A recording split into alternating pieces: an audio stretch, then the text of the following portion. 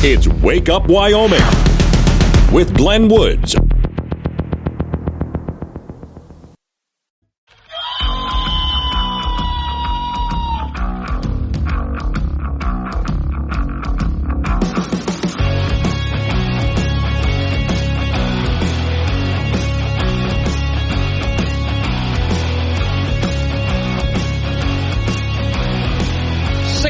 The time. It's Wake Up Wyoming. It is a Friday. Glad you made it. Today's show is sponsored by Earwax Colored Hearing Aids.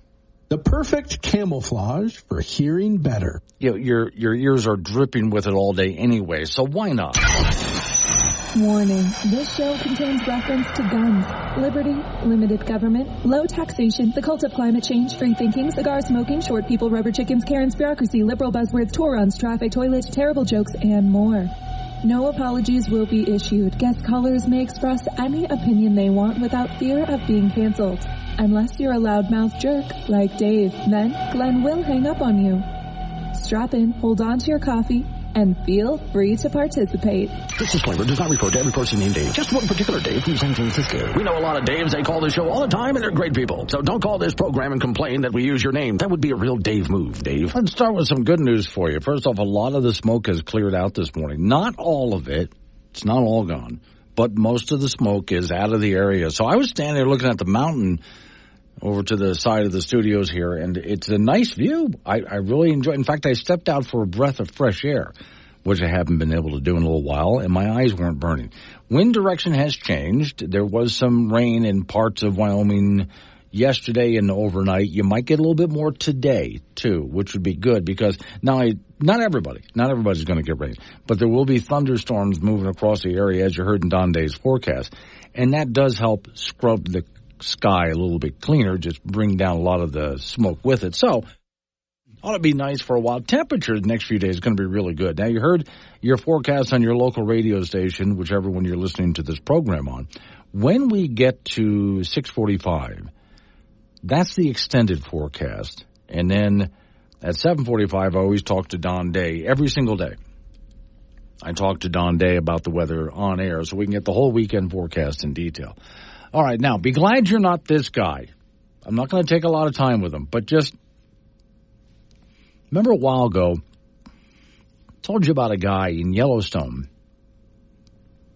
who was stuck in one of the toilets. And this is like the outhouse style, right?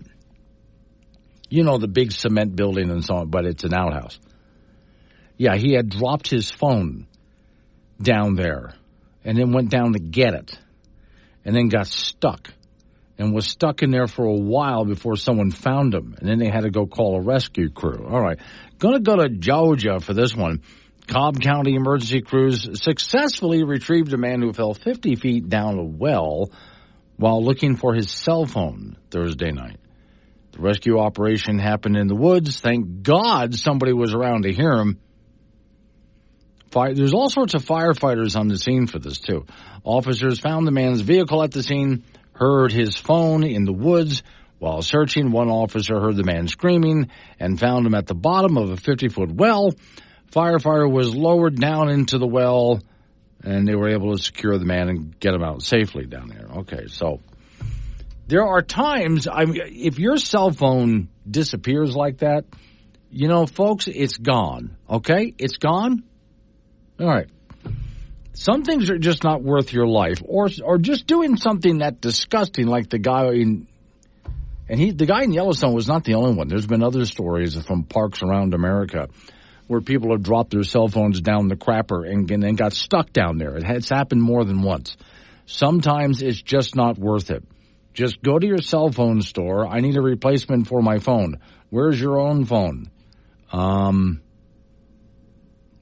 It was accidentally destroyed. Tell them that. They don't know it's down a crapper somewhere. And honestly, do you want to clean that up and get it back? No? Okay. All right. I'm going to get this out of the way just because, and I heard this audio clip I'm about to play for you yesterday. I found it myself today and thought, we have to go through this. This is important. I'm not going to spend a lot of time on it. There is a Democrat narrative out there that, of course, the news media is echoing, One of the things we will be picking on Kamala Harris for during this election cycle is that she was appointed border czar. And for the longest time didn't even show up at the border. When she finally did, they cleaned out the border, the area that she was, so she couldn't see what was really going on. And she's never done anything to fix it. In fact, the situation is far worse than ever before. But the fact that we're saying she was appointed border czar is what the Democrats want to go after. And the news media, being in the pocket of the Democrat Party, of course, is towing that line. Well, here's a montage for you. CNN, MSNBC, CBS, ABC, all calling her the border czar, and then telling you Republicans out there that you're the ones who are lying and say she was appointed border czar because that never happened. It's nice that we live in an age of technology where so many things are recorded. So they can try to blame Republicans all they want, but it's the news media that is carrying the water, obviously, for the Democrat Party. Quote unquote border czar. Vice President Harris was not a border czar. Meantime, Vice President and border czar Kamala Harris facing some backlash. What he said about Harris and immigration was not true. She was never appointed border czar. And this will be her first visit to the U.S.-Mexico border region since she was appointed as the border czar by President Biden. People going to have to counter the misinformation. You already hear folks talking about the border czar. She wasn't the border czar. President Biden tapped Kamala Harris, Vice President Kamala Harris, to be the border czar. Now, she wasn't the border czar. That's what Republicans labeled her. They were very critical of Kamala Harris, especially in her role as border czar. Now what she's up against is folks lying about her border record, calling her a border czar. Kamala Harris, who was appointed as the border czar. The Biden team didn't declare her the border czar. They wanted her to work on kind of the root causes of immigration. There has been so much criticism against Kamala Harris. You know, she was the border czar. Calling her sort of the border czar, which wasn't necessarily the case. So the border, if they weren't planning to address it in a major way, do not make her your border czar. She met with some of the Northern Triangle countries, but nothing has effectively changed. So that was the same news organizations I had to watch as you were listening to that. So you would hear somebody from, for example, CNN say, well, she was never appointed border czar. Then you would hear someone from CNN, an older clip, well, she was appointed border czar. And the same thing with all the other networks, MSNBC, CBS, ABC, et cetera, all doing the same thing, where they were caught calling her that before, but now the Democrat narrative, she was never appointed the czar. So you see that goes back and forth. It used to be more difficult to call these people out. It used to be really difficult to call these people out. Today, not so much, because we have the audio. Now, one of the things that the opposition will do to try to counter what I just played is, if I were to post that video, and I might just give it a try just to see, to put it up on, let's say, social media somewhere, would social media try to block it, or what they call shadow banning, making sure most people can't see it? The best way to share that is to share that with people who are already your friends. But the problem, though, is it doesn't get to the people who don't know any better.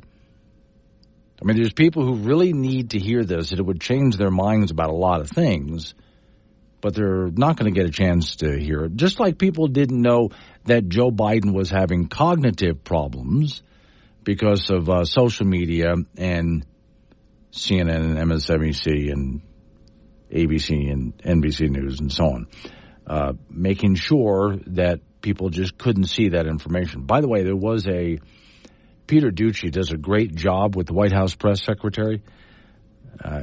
He kept asking her to just come out and admit and talk about the timeline when they decided to hide from the American people that the president was having a cognitive problem, and how long was that going on. And the press secretary kept saying, well, that's your narrative. We never hid. We were not trying to – there was no cover-up here. So once again, the narrative compared to what's actually going on. But the good news is today like I just played for you. We have all this recorded, and it's so easy just to play it back and say, see? There you go. Morning, Jim. Jim says, hi, well, you see, it's like this. Biden forgot he appointed her border czar. She forgot she was after one cackle. And we would like to have, is the clip of Sloppy Joe doing it. I would like to have that too, frankly. I mean, let them walk away from that. I'd like you to cut back on red meat. Pass.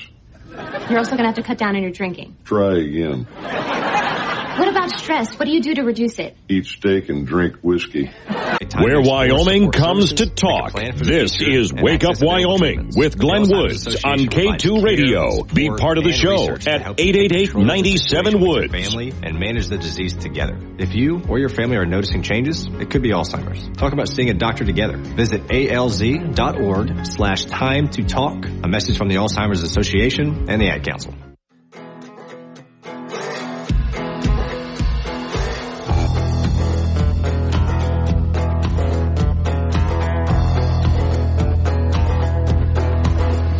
.24 is the time. It's Wake Up Wyoming. Look at you, Jim. You're helping. Thanks for that. I'm going to go through this. First, for those people who are just joining, I want to go through it one more time. I'm going to play this just real quick here.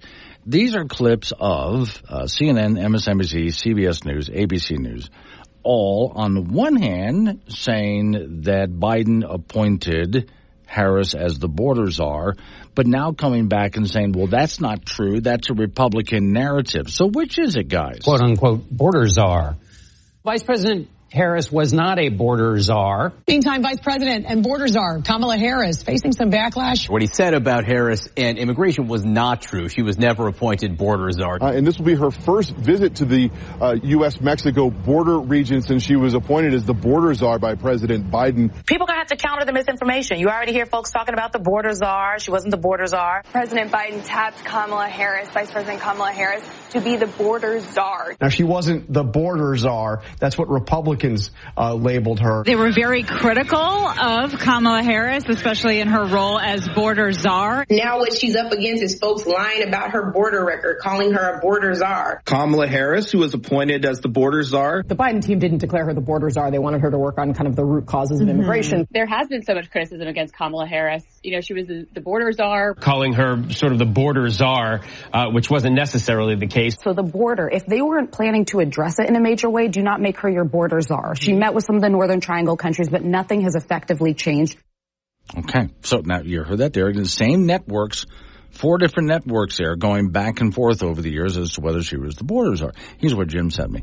Fact check, Harris was Biden's second border czar despite media claims.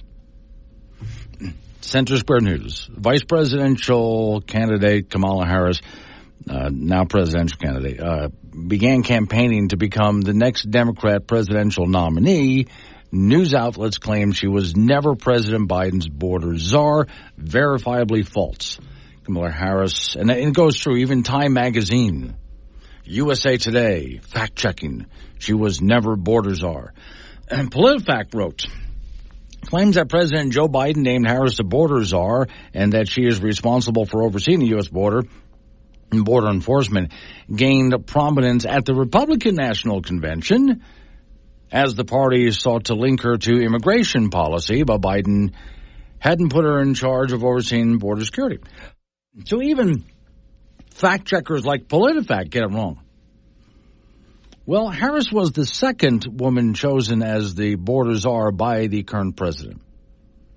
After 100 days on the job, Roberta Jacobson, President Joe Biden's first border czar, left the role on April 9, 2021, after already grappling with large increase in illegal immigrants attempting to cross into the U.S. The Los Angeles Times reported, saying Biden's border czar is stepping down.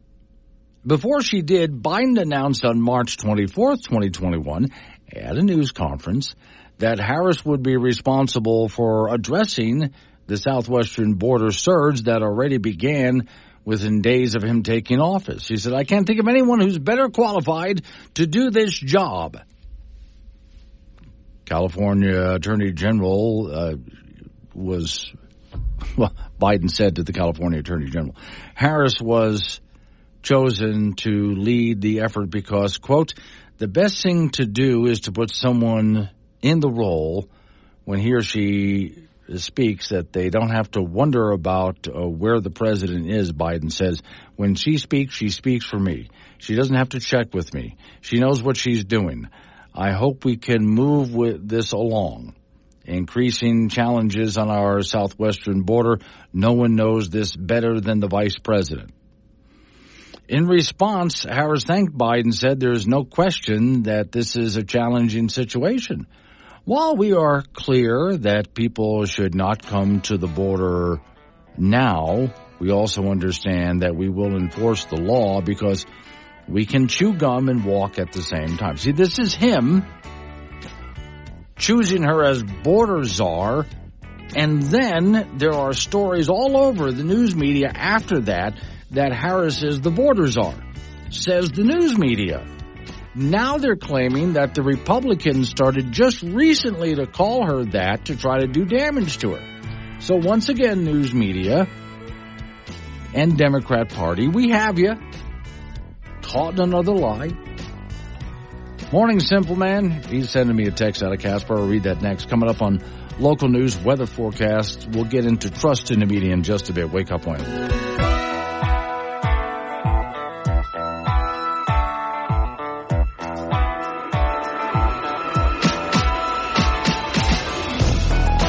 Wake up, Wyoming, with Glenn Woods on K2 Radio. Got something to say? Chat him on the Wake Up Wyoming mobile app or call 888-97-WOODS.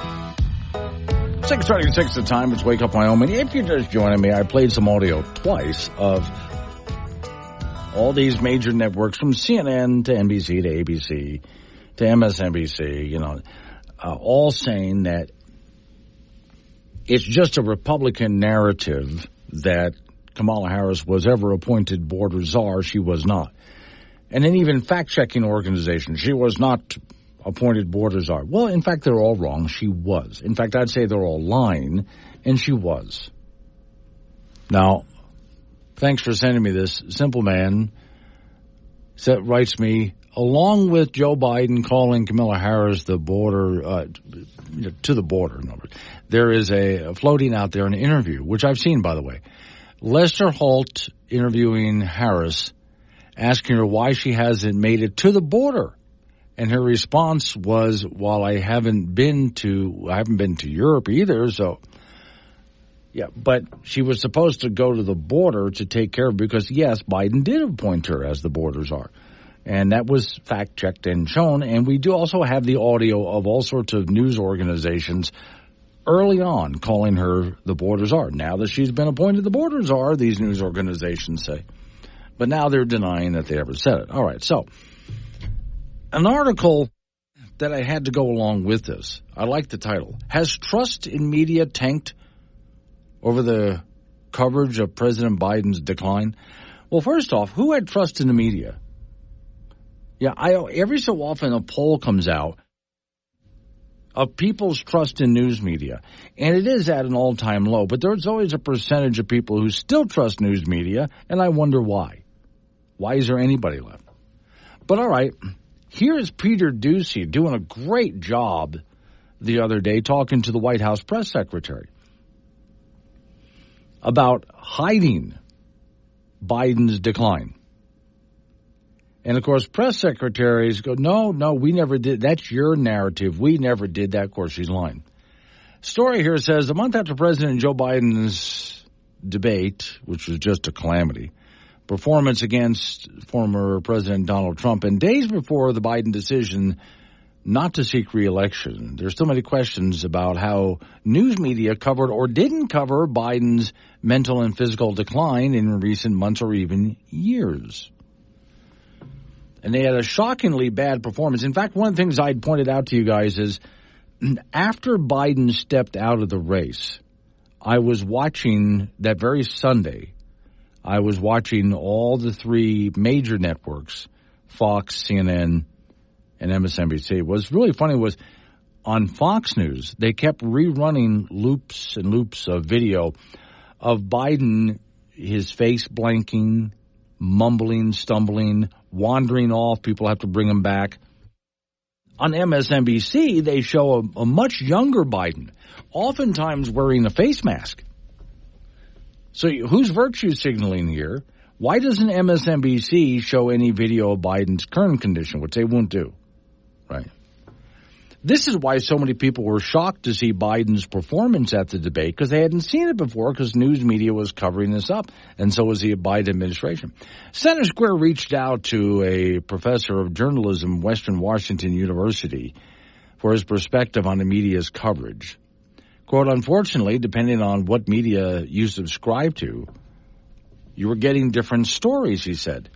That is until recently, when there's been a broader consensus emerging on concerns over the president.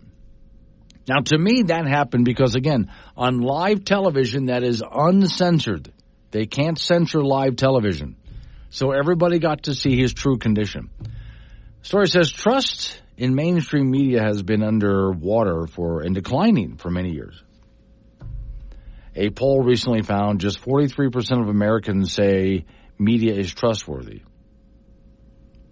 compared to 54% say it's trustworthy. Who's the 43% who say the media is trustworthy? I'd like to know. Reflecting on how recent events impact journalism and the students it teaches, we hope they enter the profession with this in mind, says a professor of journalism. It's contingent upon journalists to sometimes go beyond what is presented to them through a press office or a political handler to get beyond the surface level. Well, for that matter, sometimes it's difficult to get past their editors because, and I've seen this, having worked in this profession for quite a while, I have seen somebody come up with a story that really should be told, but we can't say that about them. No, we can't say that about them. And so editors higher up the chain will go ahead and either alter the story or not let the story out. It happens a lot. It really does happen a lot. There is a politics to journalism today. And a lot of really good reporters would like to get the story out, but they can't. It's especially true not just in today's political scene, but even with the cult of climate change and so many other things. 642, your extended forecast.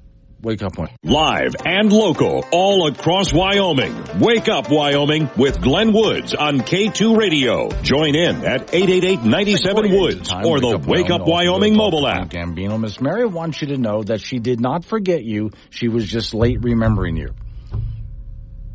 As long as she calls me, no matter where I'm at. That's fine. And good. Where are you at? I'm in Spearfish, South Dakota. Okay. Going to hang out with my kid. I'm in a trailer camper that's, this thing is nicer than most hotel rooms I've been in. Wow, okay. So you might want to just bring that home and park it in your backyard and just live in it. I don't even think my driveway would hold it. Oh, okay. That's pretty good. This is a sweet deal here, yeah. Okay. So. All right. So some time ago I gave you the story about a guy in Yellowstone who dropped his phone down the outhouse and then went down there to get it and got stuck, right? And that's not the first time that's happened. So in Georgia overnight, some guy dropped his phone down a well, an old abandoned well that he was trying to take a picture of, and then was stupid enough to try to go get it. Thankfully, somebody noticed that his car had been parked in an odd place for quite a while, and some firemen went back looking for him. And they could hear him calling for help way down at the bottom of the well. I think, Frank, at some point we've reached a moral to the story. Wouldn't you agree? At times when you lose your phone, it's gone, people. It's gone. Well. Yes. Yeah. Well. And if it goes down the toilet, leave it. Frank, in that nice RV that you're currently living in, if for some reason, and nobody wants to picture this, you were to drop your phone down the toilet in there, my advice would be go get a new phone. I would too. I'm not gonna fish that out. No, not at all. No, I mean, do you really want that back in the first place? But also, what if you got your arm stuck down in the commode and now somebody has to call the fire department to get you out, and you become national news for all the wrong reasons? I don't want to be on the news. Yes, you're going to get your 15 minutes of fame, but that's not how you want to get it, right? You want to get your 15 minutes of fame for doing something really cool. Well, yeah. The moral of the story is hold on to your phone. Yes. Okay. Don't take your phone into places like wells and outhouses. Leave them somewhere else, okay? If somebody calls you while you're in there, they will understand your explanation as to why you couldn't answer the phone. I would hope so. All right, in American Legion Baseball, the State A tournament begins tomorrow in Powell. The Casper Drillers will be the number 1 seed from the East, facing Evanston in the first round at 4 o'clock. Powell is the defending champions, and they will be the number 1 seed from the West. They'll draw Gillette tomorrow at 7. In other first-round games, Cody will play Sheridan at 1, and Torrington will take on Lovell also later in the afternoon at 4. Championship game of the Legion A tournament will be on Wednesday at 11 a.m. with the If Necessary game set for 2 p.m. And we're moving on with the Cheyenne Frontier Days Rodeo. There's 6 performances in the book so far.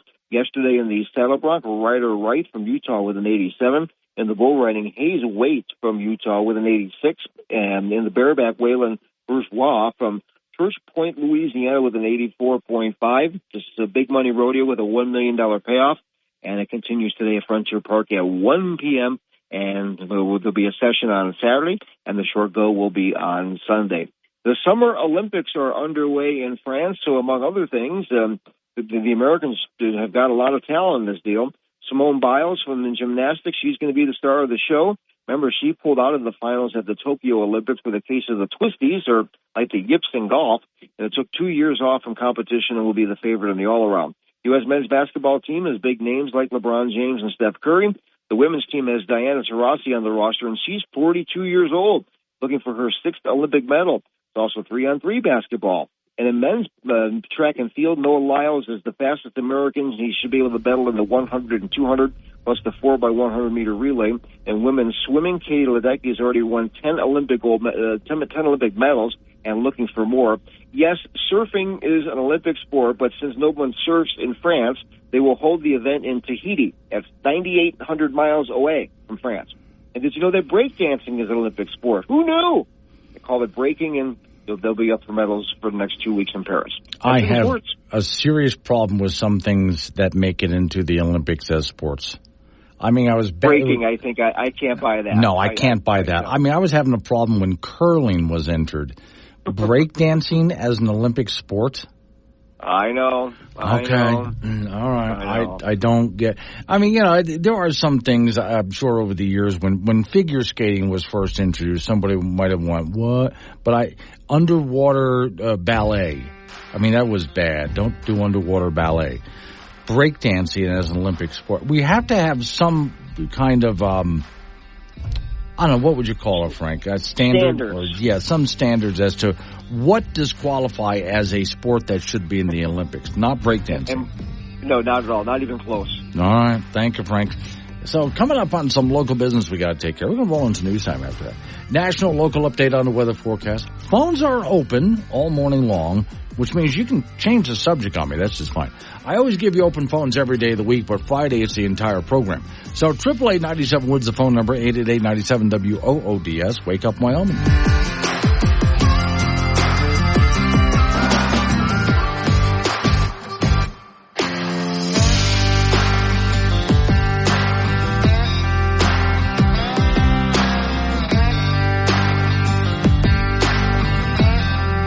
Monday.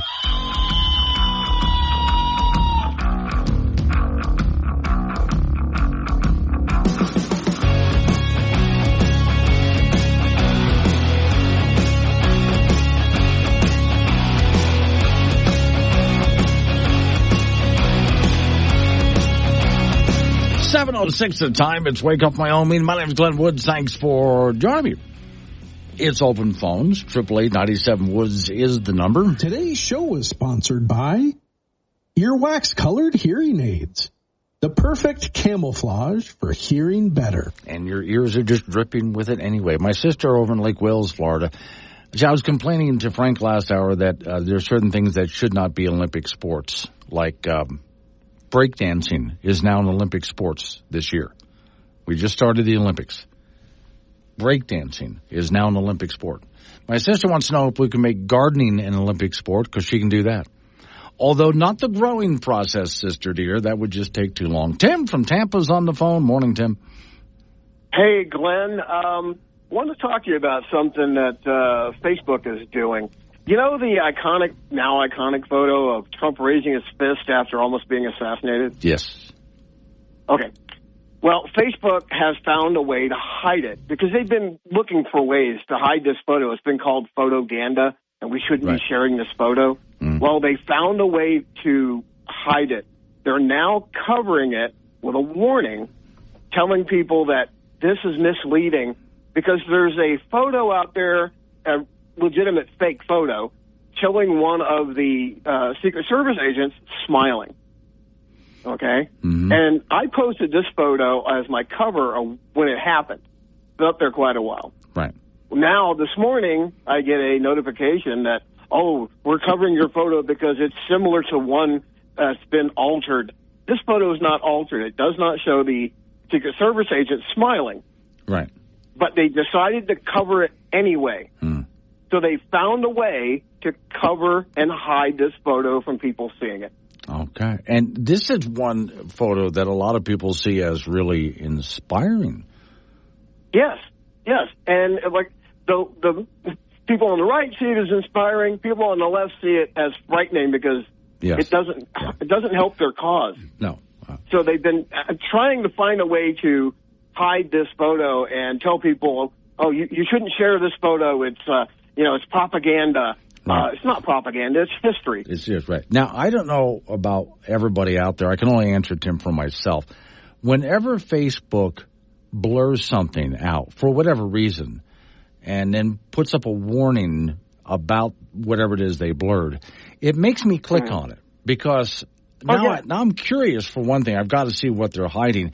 And chances are Facebook is full of it anyway, so I want to make sure that I show Facebook, although it's an algorithm, I'm not really showing them anything, am I?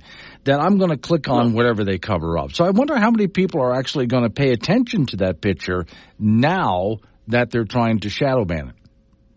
They probably made it more popular. But I wouldn't be surprised if they actually altered the photo themselves or somebody did, knowing that Facebook would say, oh, well, this is a fake photo, but now they're hiding all of them because they're similar. Right. The only thing that's different is the one agent's smile. Everything else in my photo is the legitimate photo. Right. But they're hiding it because it's similar to the altered photo, and my God, we're too dumb to figure out the real photo. Oh, no, you can't do that for yourself. No, God forbid you should think for yourself, Tim. What were you thinking? I don't know, man. I was just trying to share the truth. Well, thanks for letting everybody know. You're welcome. Okay. Tim from Tampa, ladies and gentlemen. All right, 888-97 Woods, the phone number, 888-97-WOOD. Doesn't surprise me. Oh, thank you. Fire Pit Paul, broken windmill I-80, I guess hit too many eagles. Yes, I did, Paul, I reported on that. If it's the same one, just last week, I think it was, I reported that there was a wind turbine along I-80.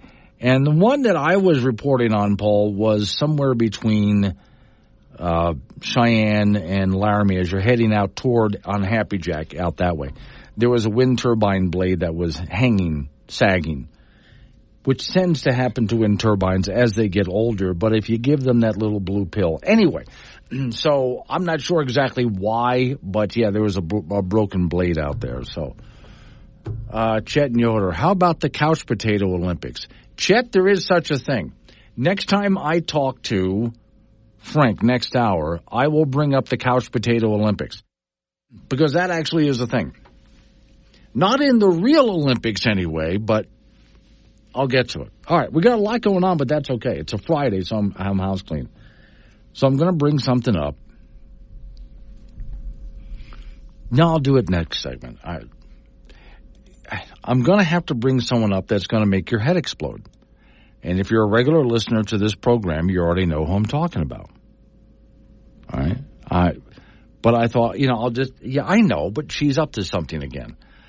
I'll go ahead and just wait until the next segment in the program there.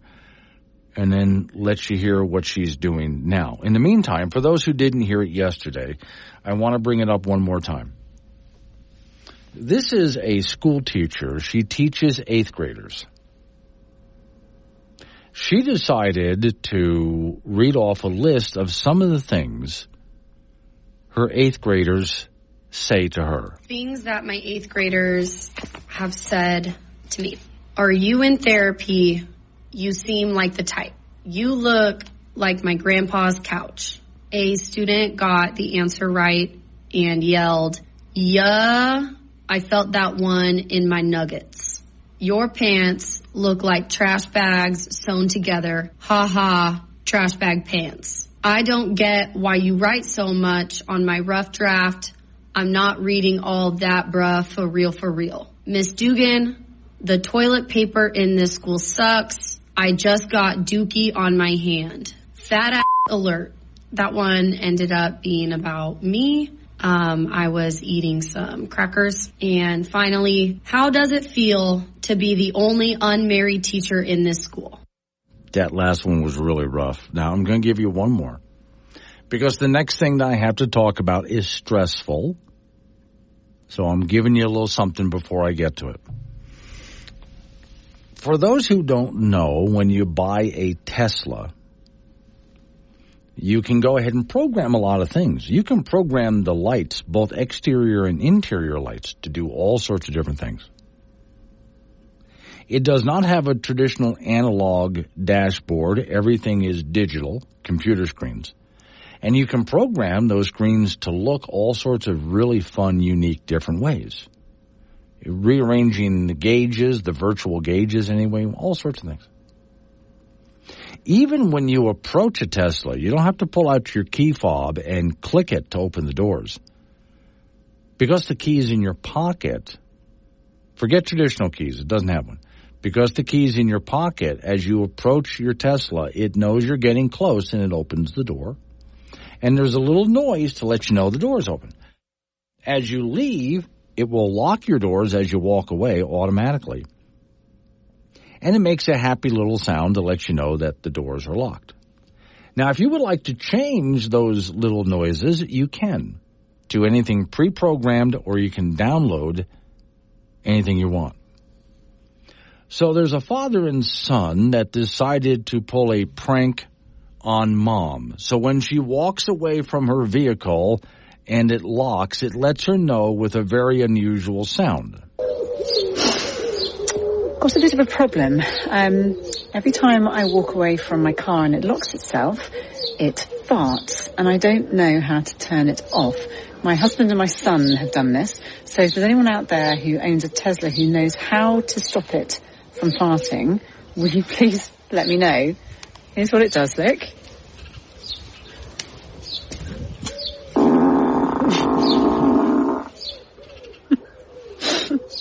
Please, someone tell me how to switch this off. Hey, you should try our new prescription medication. Side effects include sneezing, wheezing, labor, breathing, trouble speaking, sleeping, eating, hemorrhages, internal bleeding, feeling short of breath, nausea, dry mouth, cough and fever, blockages of the ureter, choking, bloating, tremor, seizures, coma, stroke, or death, mood swings, muscle aches, weight gain, fugue states, osteoporosis, sudden psychosis, supercalifragilisticexpialidocious, masochism, vampirism, sudden necromanticism, phantom limbs, fanaticism, chronic deja vu, transient telepathy, changes in your destiny, ancient forms of leprosy, chronic deja vu, loss of hair, weight, smell, taste, balance, vision, hearing, strength, loss of memory, will to live, sense of self. Do not take this medication if you are pregnant, breastfeeding, or a human person. Ask your doctor if it's right for you. The only show broadcasting from a bunker under Devil's Tower. Hey, it's cold down here. Wake Up Wyoming with Glenn Woods, 6 a.m. weekdays on AM 1030 and FM 95.1. I warned you I was going to have to bring this up again, but okay. So Liz Cheney thought we were kind of done with her for a while, but here we go again. Cowboy State Daily headline, Liz Cheney's Super PAC supporters fundraising platform for a lot of candidates, including Democrat candidates. Now, for those who are saying, well, she obviously should be a Democrat. No, she was one of the most conservative members of Congress ever. But she hates Trump so much she'll do anything. So here's the story. Campaign organized and run by a former Wyoming Congresswoman Liz Cheney has been actively paying into and receiving donations through a Democrat fundraising platform this year. According to campaign finance information filed with the Federal Election Commission, Cheney, our Great Task Super Political Action Committee, paid $8,662 to Act Blue Technical Service in June. It also received $159,510 to the group in June. People who can directly donate to our Great Task on Act Blue, showing that Cheney is looking to appeal to voters of all stripes with her campaign to prevent Donald Trump from winning another term. So in other words, so when would she donate to a Democrat? Well, if she's so conservative. Well, let's say there's a Republican running for an office, and that Republican is a Trump supporter, and there's nobody else. Unless you look at the other side, then there's a Democrat running. She'll support the Democrat, as long as that person's anti-Trump. She doesn't care anymore. Cheney calls the group Stopping Trump the cause of our time. Cheney is a lifelong Republican, the story says, who was unlikely to use Act Blue in the past when she was one of the most conservative members of Congress. A Cheney spokesperson did not immediately respond to Cowboy State Daily for any kind of comment. Act Blue is a fundraising platform for the Democrat Party and its candidates. It allows candidates to have their small dollars donated directly to Act Blue without having to cut a check to go through their own personal donation page.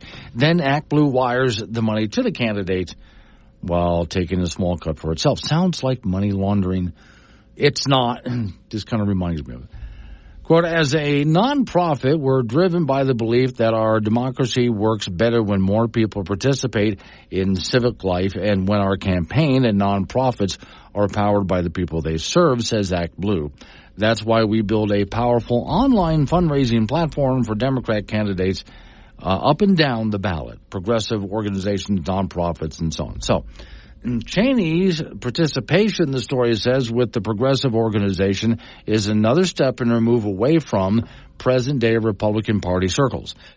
In other words, if you support Trump, she will go with anybody that is against you, no matter who they are. She just wants Trump's out. She just wants him out.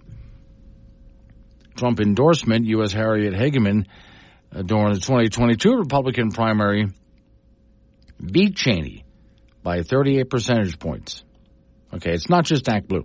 April 2022, Washington Post reported that Cheney had, by August of 2021, stopped using WinRed, the small donor fundraising platform Republicans created at the urging of Trump and the Republican National Committee. At the time, she started using a different one, online payment source. These are basically, if you make a donation, you go through one of these people, they collect the money and, get it to you and so on. Small fee for doing so. All these PACs have been busy during the 2024 election season, and again, just trying to raise any money and support any candidate that is anti-Trump, which is her entire goal at this time. She is still in complete stop Trump mode, and she doesn't care by any means necessary. Now, as far as the organization that she's working with, the fundraising organization and the Democrats, the fundraising organization for Democrats says they just want as many people voting as possible. And I'm opposed to that. I'm opposed to that because the whole idea of anybody showing up, not knowing what they're talking about, and just voting, that scares me more than anything else. Do you pay much attention to politics? So what, do you get your news from Facebook, Twitter, maybe some late-night comedy show? Do you even have any idea who your senator is? Who's the vice president? So how do you decide who you're going to vote for? What, do you flip a coin? Every election season, there are get-out-the-vote campaigns, asking completely unqualified voters to show up at the polls at the last minute and flip a coin. If you've spent the past few years completely uninformed and out of the loop, then do your country a favor favor. Don't show up at the polls. Don't vote. Take the day off. Go to the beach. Hang out at your local bar. Watch a ball game instead. Or check out some reality TV. Our nation's in sad shape because people like you have been voting. So this year, do your country a favor. Stay home. Stay out of the vote. America is depending on your apathy. Brought to you by the Campaign to Promote Uninformed Voter Apathy. 888-97 Woods, the phone number, 888-97-WOODS. Talk about what I'm talking about. Change the subject line by me. Off to the phones we go. Hey, Jude. Hey, have you ever heard of James O'Keefe? Oh, yeah, of course. Absolutely. Yeah, I follow a lot of what he does. Okay, well, he just did a big story on Act Blue. Right. And it was 31,073 supposed individual contributions were made under this 80-year-old man's address, a total of $230,000. Mm-hmm. And it was donated to Act Blue. Right. Okay, so yes, it is a money laundering outfit. Okay. And this is how they get their donations to these, like Harris and, to help Cheney or whatever. They're just money laundering. Okay. They're having, one person at one house donate $230,000 of some old guy that he doesn't even know what they are. Yeah. Yeah, James O'Keefe. I just sent you the little mini, 2-second video on it in the article so that you can, no, Liz is involved in all of this up to her eyebrows. Also, her dad and several others, the day before Trump was shot, they shorted their stocks with Truth Social. They stood to make $369 million. Right. The day before he was shot. All right. You call that kind of coincidental, huh? That's weird. Okay. Thank you, Jude. All right. I got to run the news time. Coming up on some local business we got to take care of. We're going to roll into local news, update on your weather forecast. You and I get back into it. Extended forecast with Don Days at 7:45. Now, that extended forecast includes some nice weather that's almost completely smoke-free. I mean, you can go outside and breathe right now. It's Wake Up Wyoming.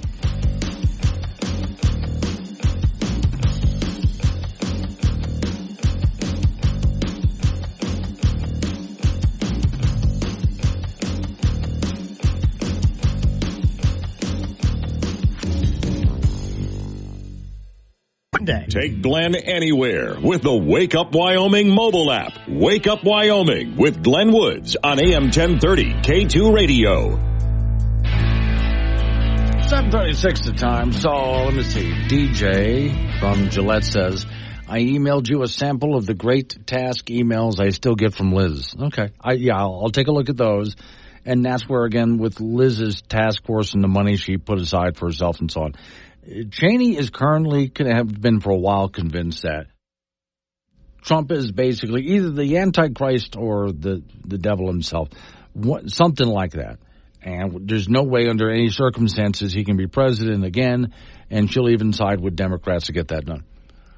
Red and Casper says, Hannity debunked the stock sale thing. Speaking of what Judy was saying a little while ago with the theory that, some people were basically having their True Social stocks just moments before, a day before, I think, that Trump was shot at, as if there was a conspiracy on it, which I still don't buy into the conspiracy of Trump being shot at. But all right.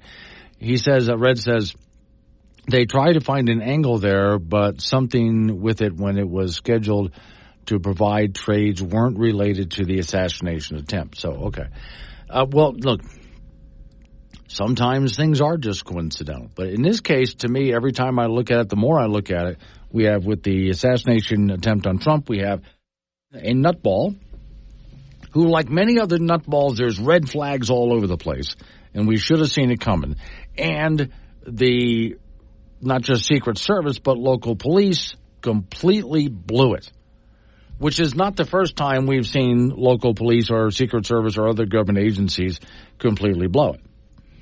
So, at this point, I'm not looking at the conspiracy. Sorry, Jude, can't join you on that one. Rock Springs, I told you earlier this week there were some mailers that went out that were not really true. It was claiming that some Wyoming legislators were trying to get Trump off the ballot through some legislative measures. And there's a couple of legislators that are suing over these mailers. The story says from Cowboy State Daily, Wyoming's 2024 election season is quickly escalating to a new level of mudslinging. A number of hotly contested state legislative races that boiled over Thursday when incumbent Representative Cody Wiley and J.T. Larson, both of Rock Springs, both Republicans, filed a lawsuit against a campaign arm of the Wyoming Freedom Caucus for sending out what they claimed were deliberately false mailers and text messages. The campaign message claims that the two had voted to keep former President Trump off the election ballot. And this is supposed to be some fine print language, basically. I'm oversimplifying it. In a piece of legislation. The lawsuit was filed by the Wyoming Freedom Political Action Committee, which supporters of the Freedom Caucus group, a farther-right Republican wing of the Wyoming House. In their complaint, the legislators accused the PAC of defaming a false, a legal privacy claim, and so on and so on. It gets into a bunch of legal terms. Further, the legislators also demand an order finding the defendants publish false and defamatory statements about them. And they want some damages for that. Okay, so this goes all the way back to a story that I gave you in Cowboy State Daily had that came out on Friday about, it's not just Rock Springs, there's a few other places. I think you folks in, there's several different markets that got it. Rock Springs was one of them. It wasn't Lander, no. I know it was Laramie, got some of those mailers too. So, yeah, definitely the Laramie area. But, yeah, quite a few went out saying these legislators voted for a piece of legislation that would take Trump off the ballot. And again, essentially, it's just simply not true. There's a lot of detail as to why. But even now, have you been getting them? I've been getting now, as we're getting close to primary time, a lot of mailers. It's always funny to me. Let's say I get a glossy mailer. On one side of the mailer is the candidate I'm supposed to be against, and the candidate is in black and white, all the lettering's in black and white, and everything looks really scary. And then on the other side is a picture of the candidate I'm supposed to be in favor of, and that person's in full color with wonderful, colorful printed word and so on, and just really pretty. And this is the person I'm supposed to be in favor of. I've been getting a lot of those in the mail over the past few days, and a lot of politicians that haven't been doing a whole lot of personal campaigning, but they're sending out mailers attacking each other. Okay. I guess instead of buying ads on television or radio so much anymore, and social media is getting harder to do this, I guess a lot of, in my district anyway, a lot of the fighting going on is happening through the mail, because I keep getting these little almost postcard size things, some bigger than postcards, going after their opponent, talking about how wonderful they are. But yeah, attack mail is what I've been getting a lot of. 742, wake up. Got something to say? 897 Woods, or chat with Glenn on the Wake Up Wyoming mobile app from K2 Radio. 7:45 is the time. It's Wake Up Wyoming, so it's Don Day, then Frank Gambino up. First, we go to talk to Don Day about weather. Don, this morning, I stepped outside for a breath of fresh air, and I got one. Well, finally. About time, yeah. My eyes are not watering, too. Not perfect, but Lord, it's better out there. Yeah, big improvement over the last 24 hours. And that trend in the improvement in the smoke will continue. It's not going to be completely clear. There's still going to be some haziness around, but the real thick plume of smoke that was overhead most of this week is going to be shoved off to our east through the weekend. So that'll be good to see. Okay. Now, with that, I did notice that there's quite a few people who got some rain yesterday. Not me. You know, it just kept passing me by, but there was a lot of it. And this morning, when I was looking at the satellite picture, I love it when on satellite pictures when the sun hits Wyoming and we can start seeing the tops of those clouds, that's a really cool effect. I see a lot of potential out there today. Yeah, the subtropical moisture is overhead. We saw it move into the western and central areas of the state yesterday, so we did see some showers and thunderstorms. That moisture for the next 2 days will sit on the state, both sides of the divide. All you need is daytime heating, and you're going to get showers and thunderstorms to form. So the next couple of days is our best chance of getting rain. I wish I could say that everyone's going to get rained on. That won't be the case, but many of you, if you're underneath these thunderstorms, you've got a good chance of getting some measurable rain. Now on Sunday, we'll see the thunderstorms more in the northeastern side of the state. Then we go back to another dry pattern early next week. Okay. Now, with that dry pattern, does that mean some of that smoke comes back? Well, that really depends. I think the wind pattern will be different enough next week that it won't be as thick as what we just saw. It'll still be hazy, though. Will it be as thick? I don't see that. Okay. Because that's been I understand next week the temperatures will rebound just a bit, though I didn't see anything like 100 in the forecast anywhere. It'll be plenty warm. It'll be August warm. We're into the dog days right now. Right, yeah. Oh, damn those dogs. All right. So, okay, a little bit cooler this weekend, a little bit easier to breathe this weekend, chance of some showers. Nicely done. We approve. Thank you. You're welcome. All right. Have a great weekend. All right. So, I appreciate that. He put so much work into giving us a nice weekend out there. So, Frank, has the smoke cleared where you're at, or are you just still inside the RV enjoying yourself? Oh, no, the smoke is clear. We have a clear day here in Spearfish. Okay. And it really got windy in the middle of the night and blew everything away. So we're in good shape. Good to hear that. Okay, so yesterday was 103 here. Wow. Okay. Didn't quite get that hot where I am, but got close to 100. All right, now, I did look up for those people who are interested in being Olympians, but you're never going to get off the couch to do it. There is a thing called the Couch Potato Olympics. I'm sure there is. Yes, which I'm sure we could, if we can get breakdancing as an Olympic sport, which it is now, God, then let's get the Couch Potato Olympics. For example, getting the remote into your hand without having to do a sit-up. Right. Yeah. And that could be a gold medal winning performance sometimes. Right there. Yeah, so it helps if you have kids or a pet that you can train. But once you get your feet propped up and you're laid back in your easy chair or wherever you are, but you left the remote over there on the coffee table, what the hell do you do about that? And you're judged on style points, too. Yeah. Oh, my Lord. Yeah. Okay. How long can you hold it before you finally get up and relieve yourself? I mean, it's one thing to wait for a commercial break, Frank. But you want to do this all in one. You don't want to have to get up 2 or 3 times during the show to use the boys' room. You want to do it all at once. So the longer you hold on to it, that means one trip instead of 3. I can understand that, yes. Okay. And I would say style points for those judged couch potato events, it would be the snackage event, not just what kind of snacks, but how you arrange them. Right. I mean, left to right, up down, right, alphabetically. Yeah. Right. Now, here's where big points come in. If you can train your kids to go to the fridge for you, those are good points there, right? Mm-hmm. Okay. If you can train your dog to go to the fridge for you, you get a lot of points, right?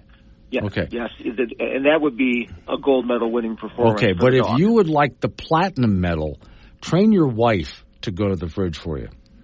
Yeah, she will hit you over the head with the platinum medal. You see, there you go. That's why no one has ever won that medal, Frank. It's just not going to happen. Although men continue to try for it, so there you go. So these are just some of the events in the Couch Potato Olympics, which I think ought to be an official Olympic sport. There are, by the way, if you look up online, couch potato guides for watching the Olympics. Mm-hmm. Okay. But now what we got to do is get this an official competition in the Olympics. I'm all over that. All right, in rodeo, the Cheyenne Frontier Days moving right along with another performance today at 1 p.m. over at Frontier Park. In yesterday's performance in the saddle bronc, Ryder Wright from the famous Wright family out of Utah and the rodeo clan with an 87. In bull riding, Hayes Waif from Utah with an 86. And in bareback, Waylon Bourgeois from Church Point, Louisiana with an 84.5. We're heading down the stretch here at the Daddy of them all. So they'll have another session today at 1 p.m. at Frontier Park, and then another one tomorrow, and the championship short go will be on Sunday.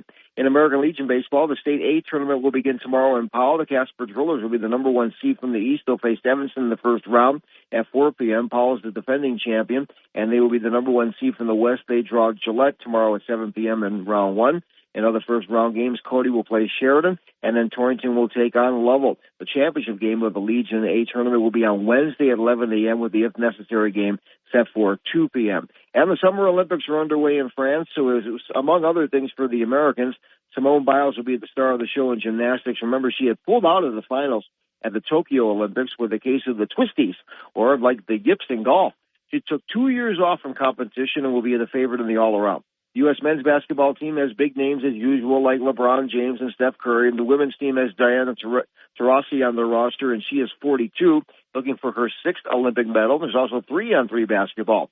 In men's track and field, Noah Lyle is the fastest American. He should medal in the 100 and the 200, plus the 4x100 relay. In women's swimming, Katie Ledecky already has won 10 Olympic medals and looking for more. Yes, surfing is an Olympic sport, but since nobody surfs in France, they're holding the event in Tahiti. That's 9,800 miles away from France. And yes, breakdancing is an Olympic sport. Who knew? They call it breaking.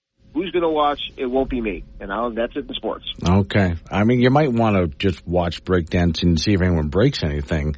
I'm noticing maybe it's just me, tell me if I'm wrong, there's Olympic athletes that are getting older than we're used to seeing them. Oh, well, Diana Taurasi at 42 years old. Yeah. Some of the equestrian athletes, they're in their 40s and 50s. Some on the gymnastics team are 16. Wow.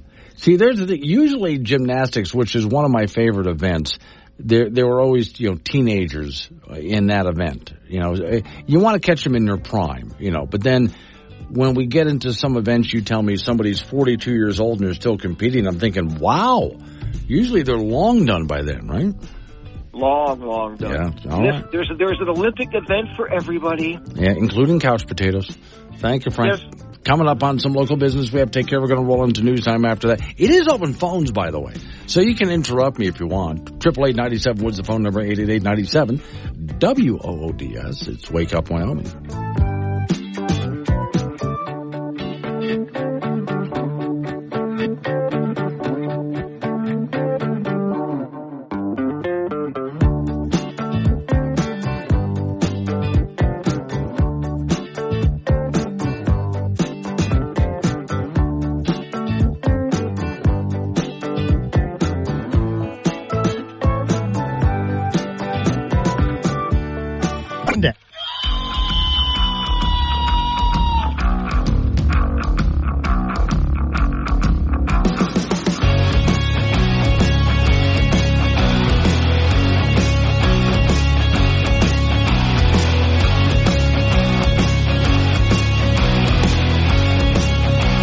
Six at a time. It's Wake Up Wyoming. My name is Glenn Woods. Thanks for joining me. All right, it is open phones, by the way, so whatever I'm talking about, you can interrupt me.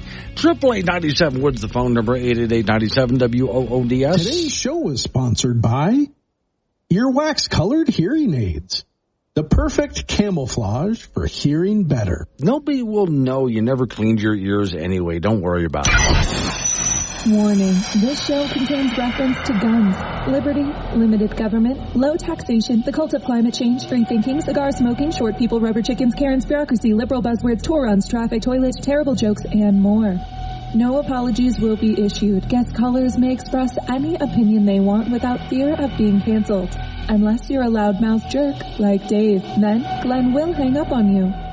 Strap in, hold on to your coffee, and feel free to participate. This disclaimer does not refer to every person named Dave, just one particular Dave from San Francisco. We know a lot of Daves. They call this show all the time, and they're great people. So don't call this program and complain that we use your name. That would be a real Dave move, Dave. As often is the tactic when dealing with, well, the kind of people we talk about on this program all the time.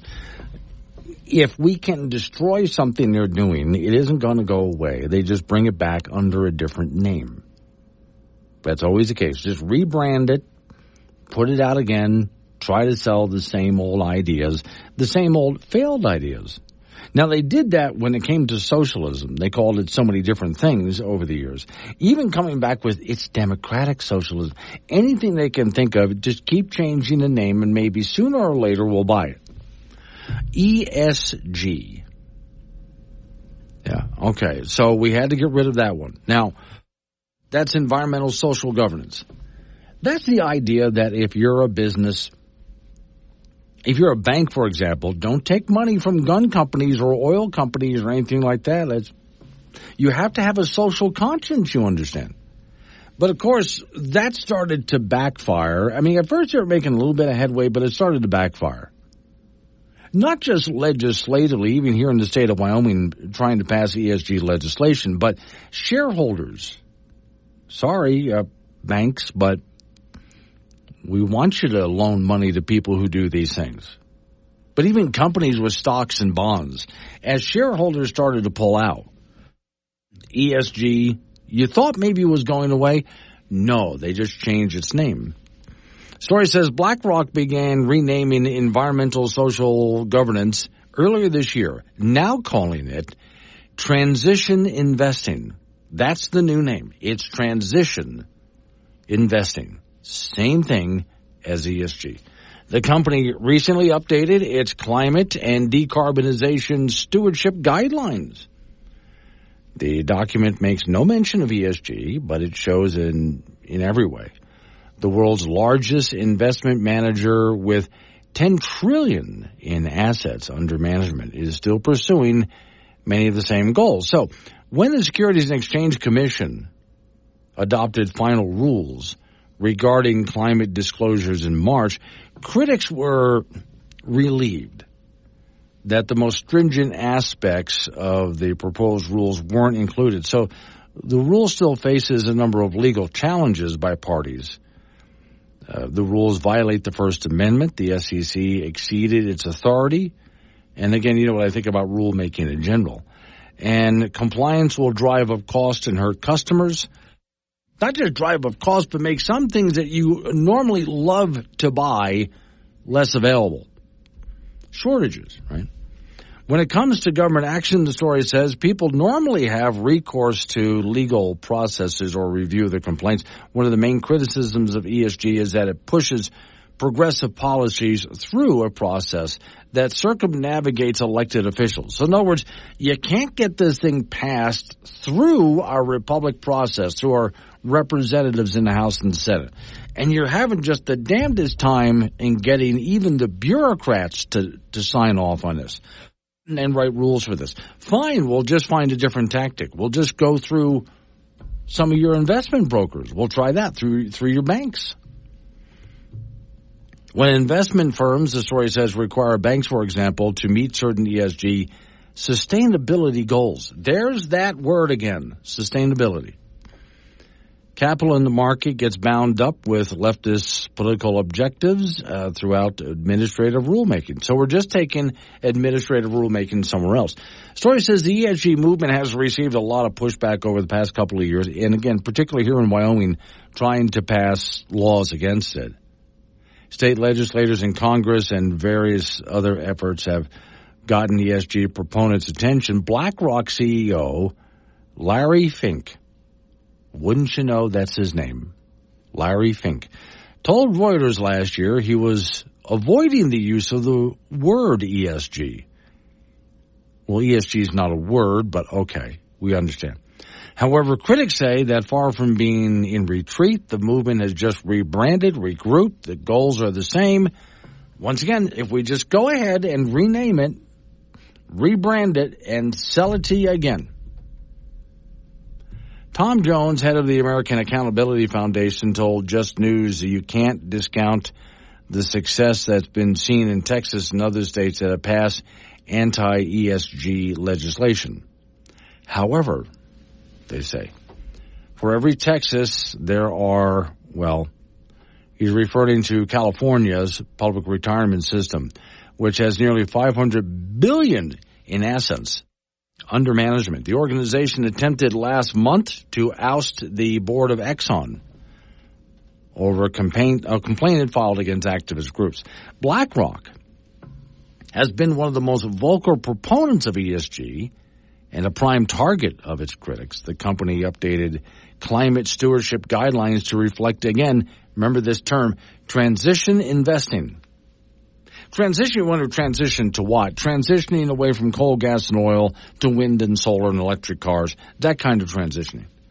The guidelines funds with a combined asset of about $150 billion for more security and ensure that they are aligned with BlackRock's strict climate goals. It requires companies to disclose their decarbonization strategy to decarbonize it and to achieve what they call net zero by 2050. This includes not only, emission targets is what it talks about, but other things as well, which are all climate related. No sense in getting into it all. You get the idea. So once again, in fact, what I'm doing now while I'm talking to you about this, I don't know that your Wyoming Secretary of State, Chuck Gray, has seen this story. He may or may not be aware of this. So what I'm going to do is I have his information right here. There's Chuck Gray. I love today's modern way of doing things. There we go. Boom. See, I just sent it to him. That whole thing I was reading to you and a whole lot more I did. Boom. Sent it. Love modern technology. And so I know that Chuck, your Secretary of State, was someone who was really pushing hard to make sure we got ESG out of Wyoming. And yeah, even your governor was doing the same thing because, well, being an energy state, so much of what we do, coal, gas, and oil. So imagine banks and other investment companies and so on not wanting to do business with people who are involved in coal, gas, and oil. Another way, basically, of shutting it all down. If they couldn't do it through legislation, if they couldn't do it through the rulemaking process, then here's another way to do it. And when they were busted and forced to back off, they didn't back off. All they did was change the name on the letterhead. The North American Karen, a wild beast that's dangerous alone, but deadly in numbers. When gathered together, they form what is known as a homeowners association. This HOA peruses the gated community on the hunt for a vulnerable manager. But today, their vulnerability will be exposed. A Tyrannus homeboy sapien. The Karens freeze and huddle together in fear. Their phones on video mode, at the ready to call for help from their closest friend of the jungle, the security officeurus. But the harmless Tyrannus goes about his business, paying little attention to the Karens. But it's too late. The Karens have already been frightened. They turn and make their escape. Rarely do the Karens find themselves on the receiving end of fear. But today, they are reminded that the world is not their home. They trot home to their husbanders flaccidus to complain that their neighborhood is going to hell. Wake Up Wyoming with Glenn Woods. On air, online, and on the Wake Up Wyoming mobile app. Be part of the show at 888-97-WOODS. This is K2 Radio. 8:21's the time. 888-97-WOODS, the phone number, 888-97-WOODS. Or you can do what Greg from Cheyenne just did. You can send me a text message. A lot of people do this. They use the Wake Up Wyoming app. You can download it at your app store free. Just type in Wake Up Wyoming. There it is. A lot of options on it. One of them is hit chat and send me text messages. It works when I'm on the air. Also, this program becomes a podcast. So when I'm done, everything automatically is condensed. It gets rid of news, sports, weather, most commercials, and just condenses it down to the meat of the program and then puts that up so you can listen to it when you want on your time as a podcast. So you just hit the on-demand option, which you'll see on the toolbar, then touch Wake Up Wyoming and select the podcast you want. There you go. Listen on your time. Stop it, start it, pause it, whatever the case is. Okay, as you know, President Biden has been pushing for everybody to get out of their internal combustion engine cars and get into electric vehicles. Well, if you thought Biden was bad... So put on your respirator and let's fix that generator. And while we're out, we'll mend our fences too. See, I'm not afraid of dying, just got reasons for surviving. I want one more day in the apocalypse with you. Because if you're not driving an electric car, I mean, anytime... So here's the story. Vice President Kamala Harris, who is emerging as the presumptive 2024 Democrat nominee for president, favors a far more aggressive plan to mandate electric vehicles. Even President Joe Biden, whose EV policies were declining in popularity, but she wants to mandate that. Now, once again, this tells me everything I need to know about who I would vote for. I'm a free man in a free country. You don't mandate that to me. Look, if you want to buy an electric car, buy one. If you don't. This is your call. As a free person, you get to make the call, and government's job is to ensure your ability to make that call. Harris is also the person who wants to make sure it's Medicaid for all, which is universal health care, and make private health insurance illegal. Isn't that your call? All right, back to the car thing. And during her 2020 presidential campaign, Harris vowed to implement climate policies ensuring 50% of all new passenger vehicles sold are electric vehicles by 2030 and 100% by 2035. An archived copy of a campaign website that she had shows she backed the mandate requiring all new vehicles purchased for corporate fleets, transportation networks, and heavy-duty vehicles by 2030. Months after she announced in January 2019 that she would run for president, Harris also co-sponsored the so-called Zero Emissions Vehicle Act, a bill that was later modified to include language mandating 43% of car sales are electric by 2027 and 100% by 2035.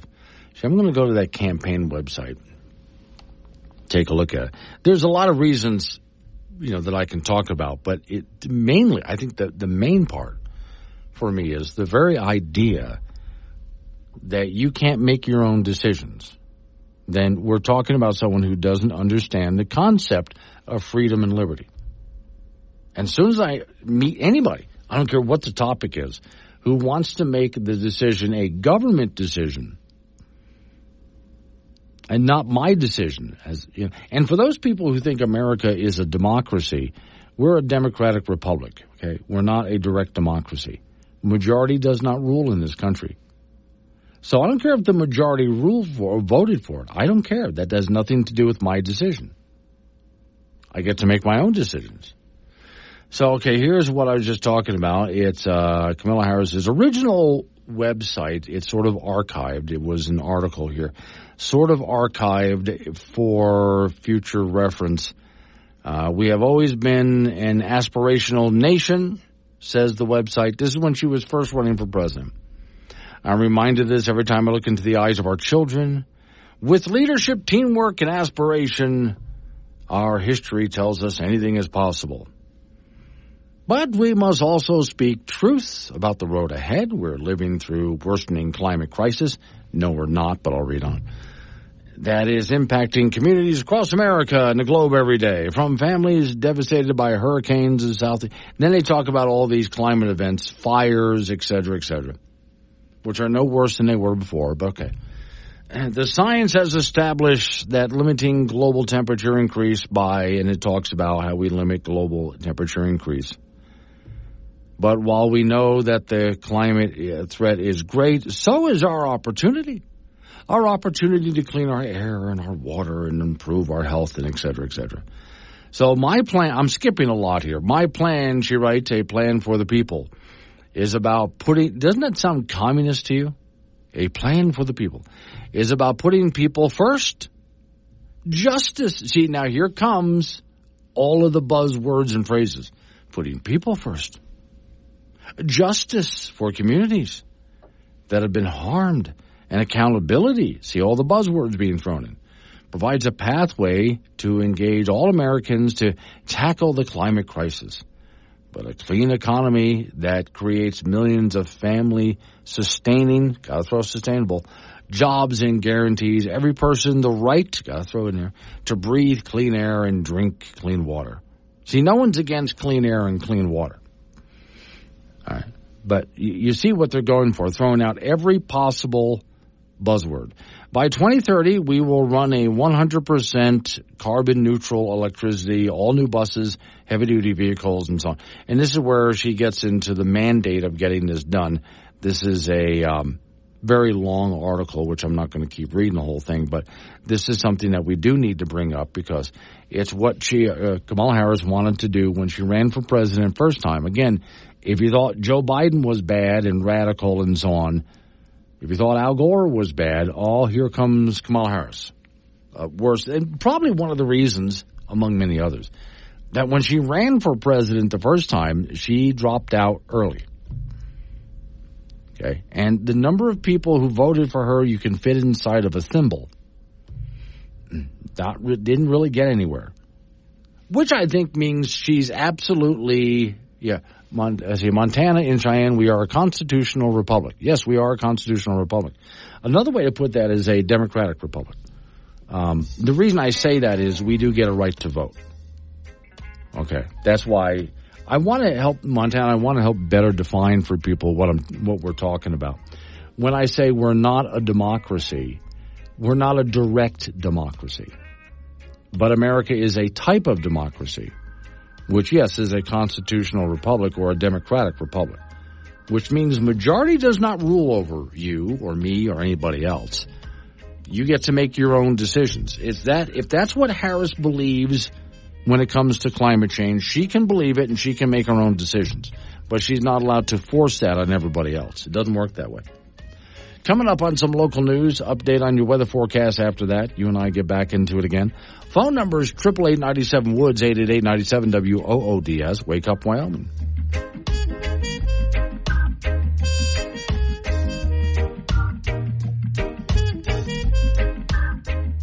Start your day the right way. Wake Up Wyoming with Glenn Woods on K2 Radio. Join the conversation at 888-97-WOODS.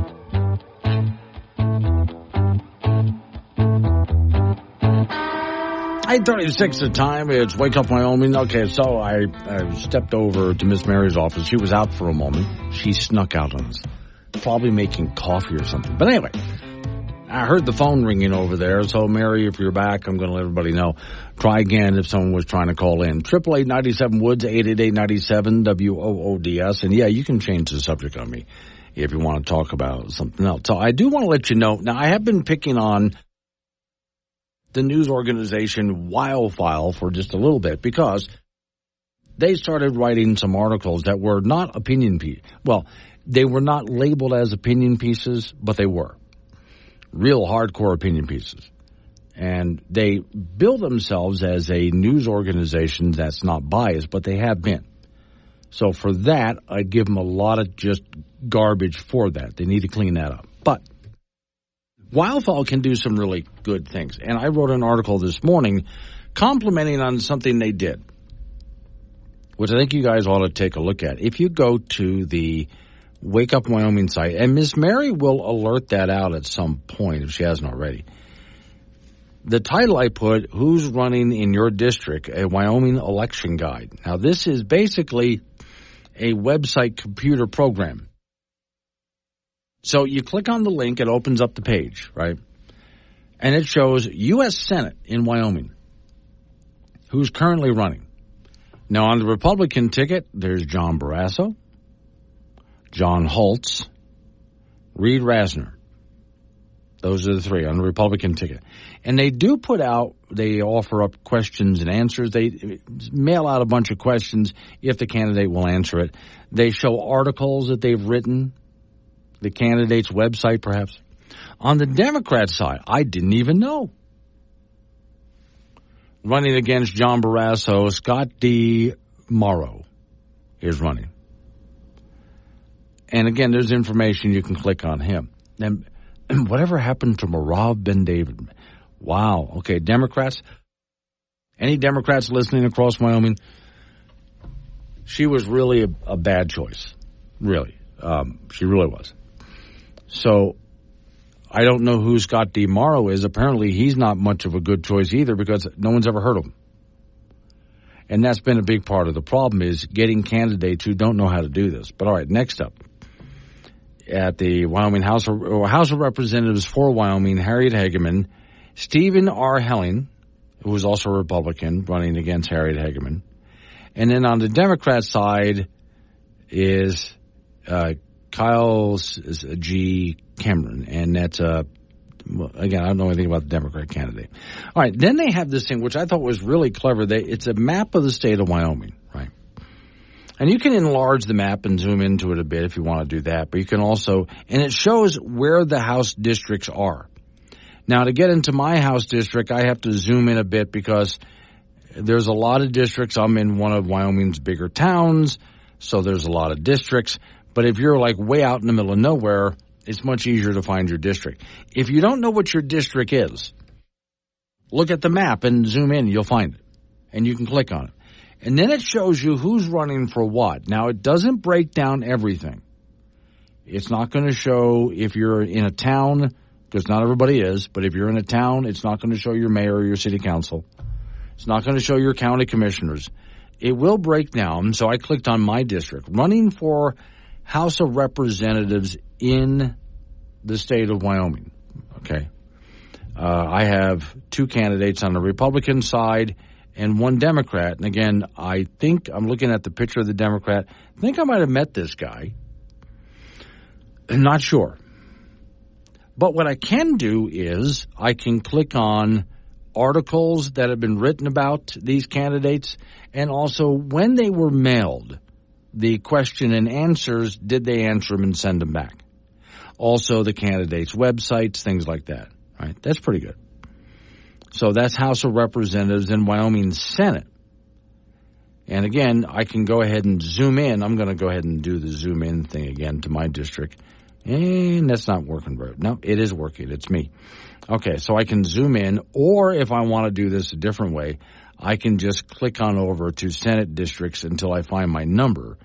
And again, if you don't know what your district number is, that's okay.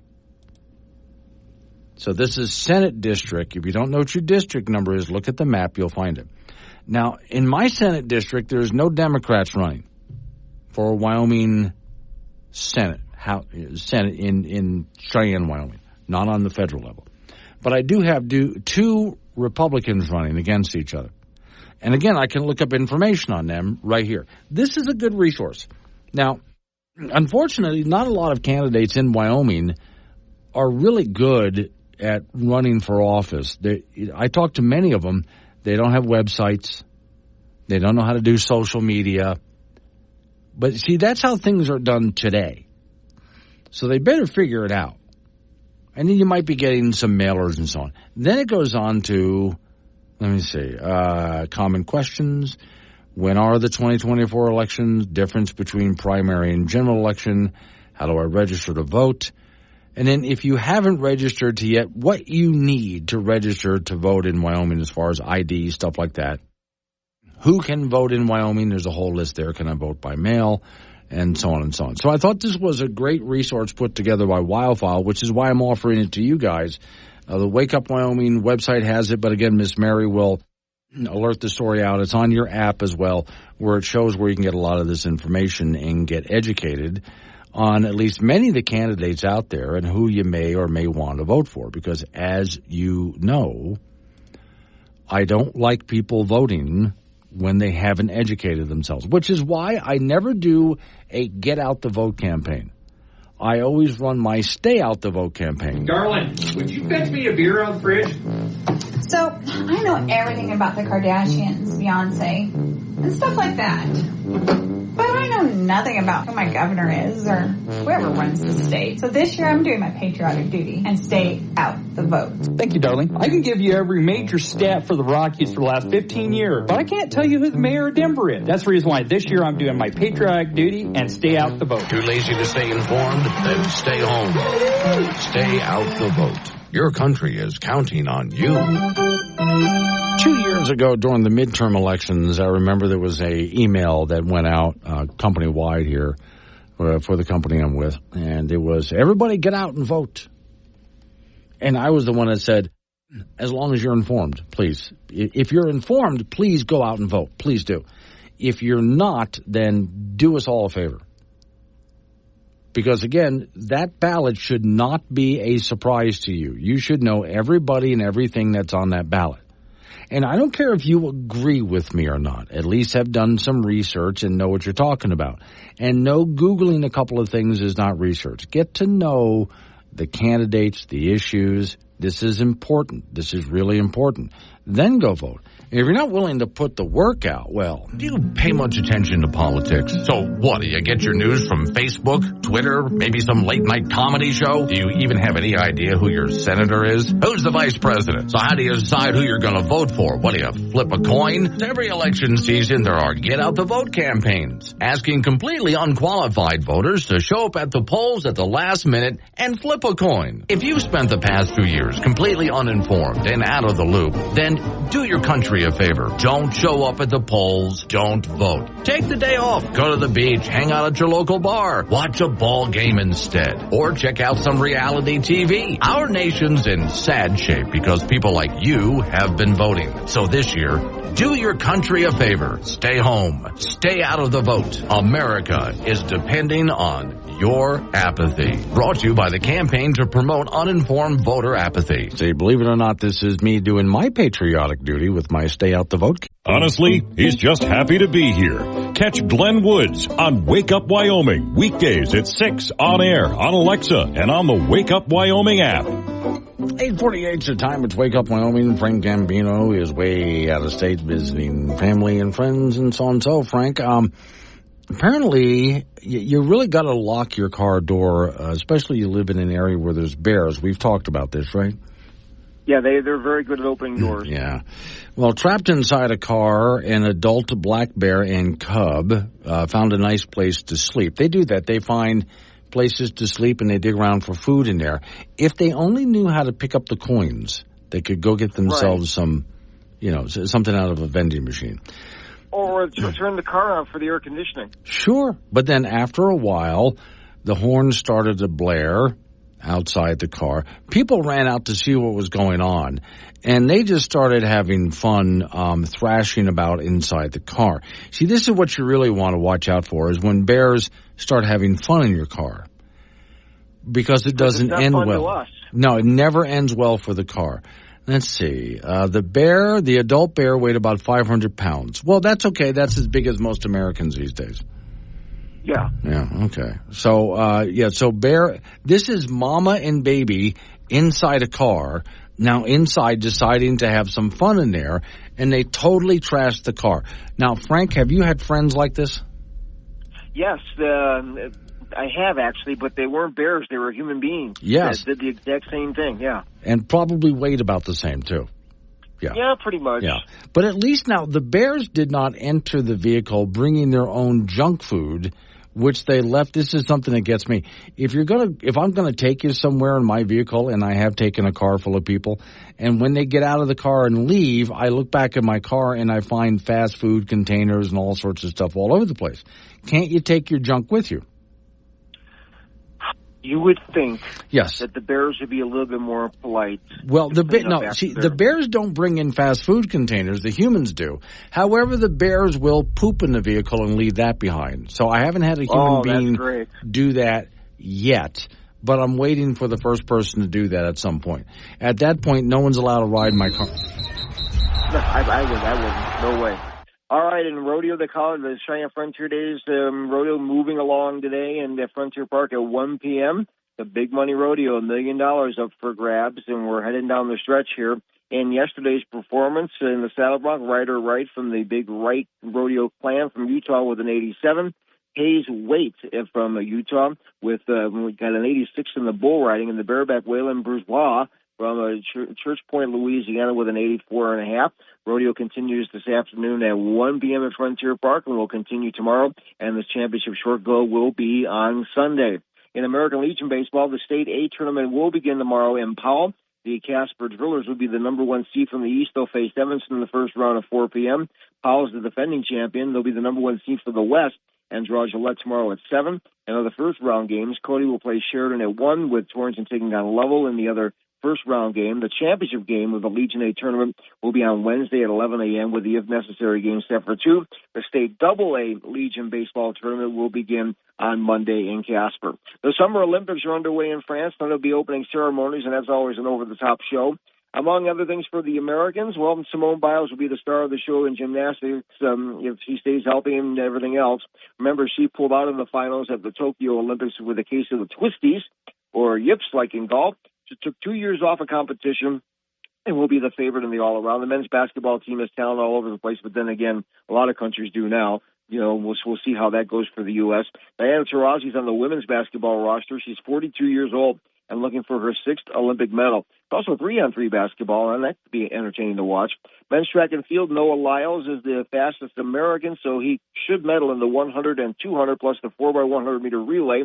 And women's swimming, Katie Ledecky already has won 10 Olympic medals in her career, and she'll be looking for more in Paris. Yes, surfing is an Olympic sport, but nobody surfs in France, so they're going to hold the event in Tahiti, which is about 9,800 miles away from France.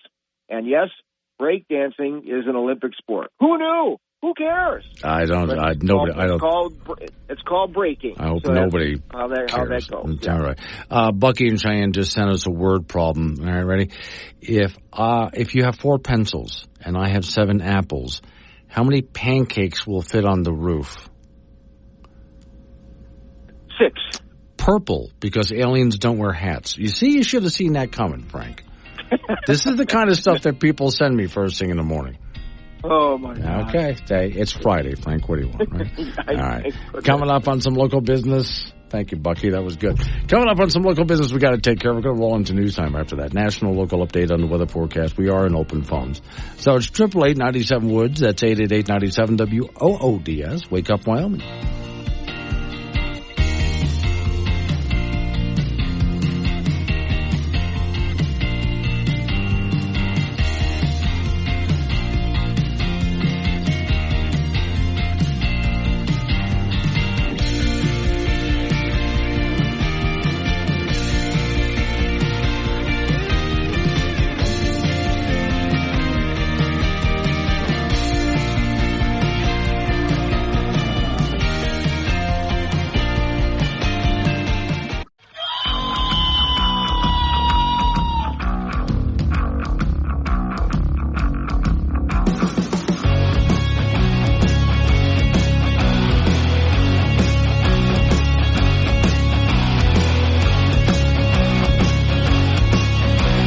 Six at the time. It's Wake Up Wyoming. Somebody called in, asked me to explain something, so I will. Today's show is sponsored by Earwax Colored Hearing Aids.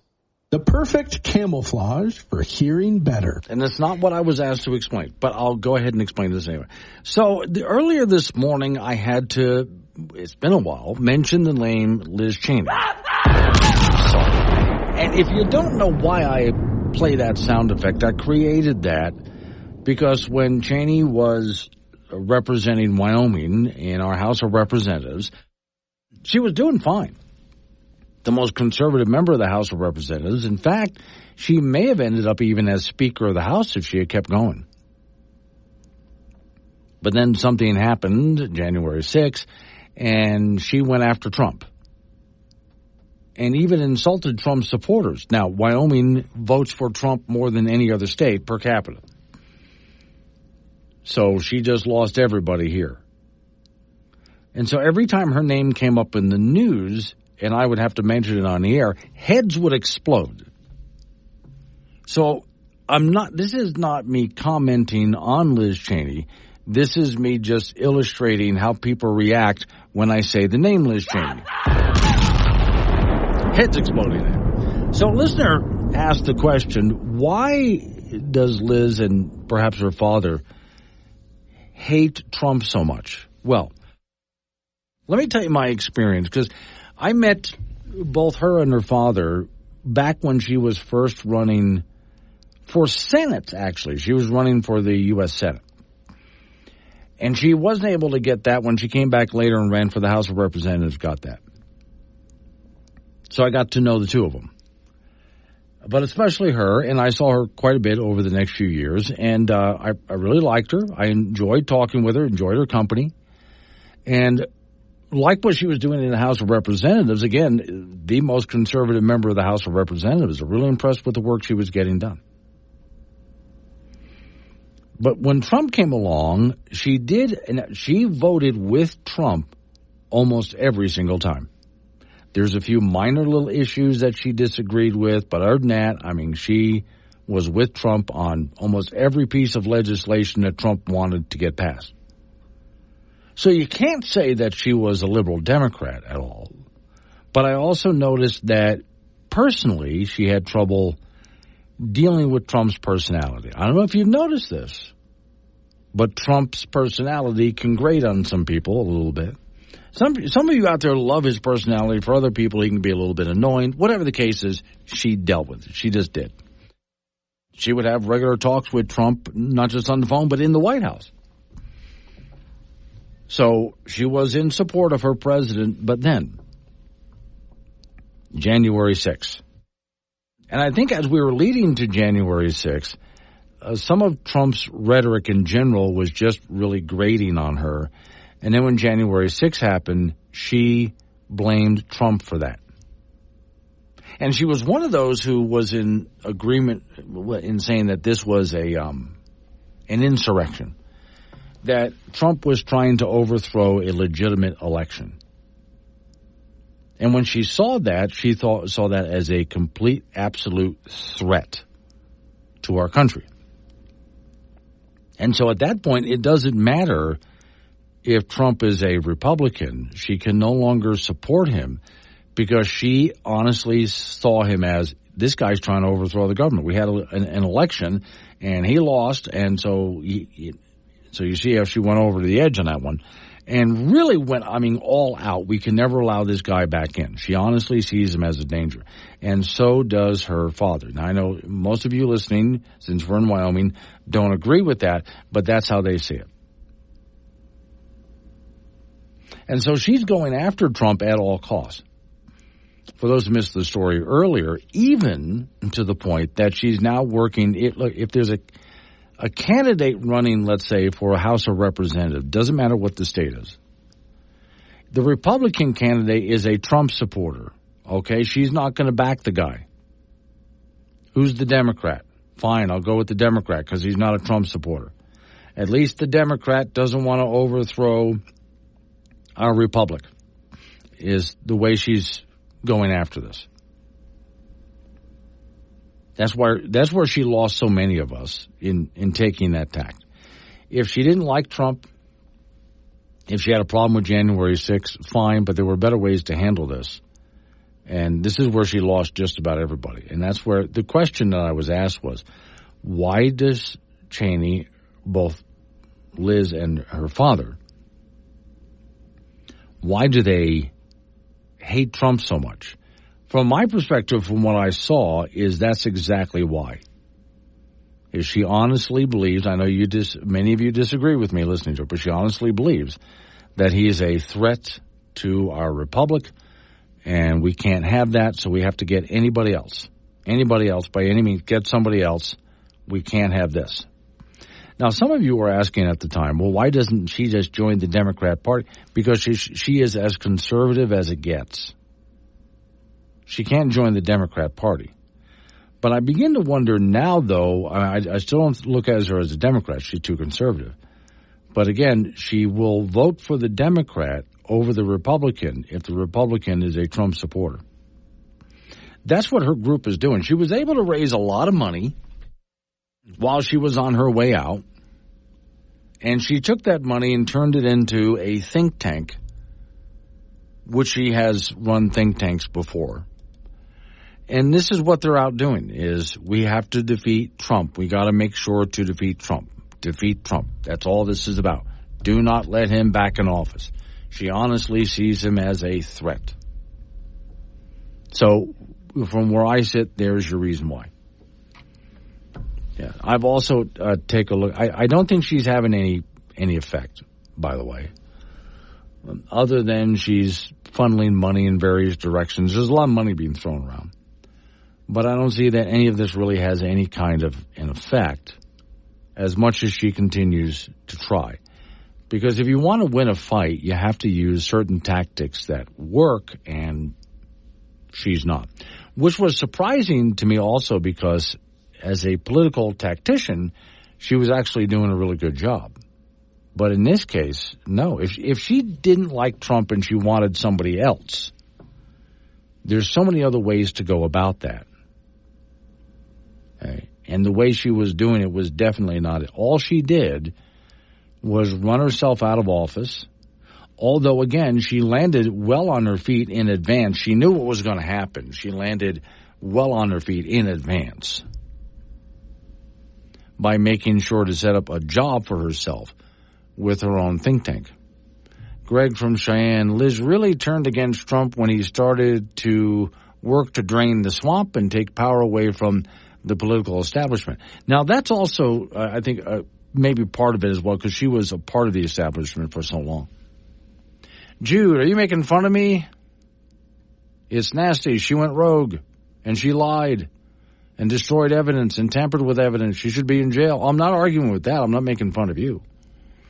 It has nothing to do with you, Judy. As far as, playing the exploding heads thing, I explained, I play that because it illustrates a point. When people hear her name, heads explode.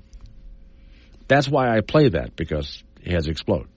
But the question that I got was, why does she, Liz Cheney, hate Trump? From where I was sitting, that was the reason why.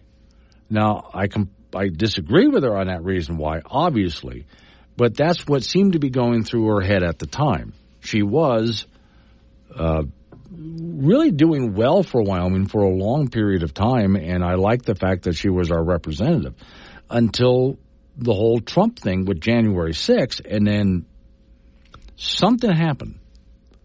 And then, she really went over the deep end. And, Jude, I do think you're right. During the course of the hearings, the January 6th hearings that they had, they did lie and suppress information and so on. And that's where I looked at it and went, wow, Liz, what are you doing?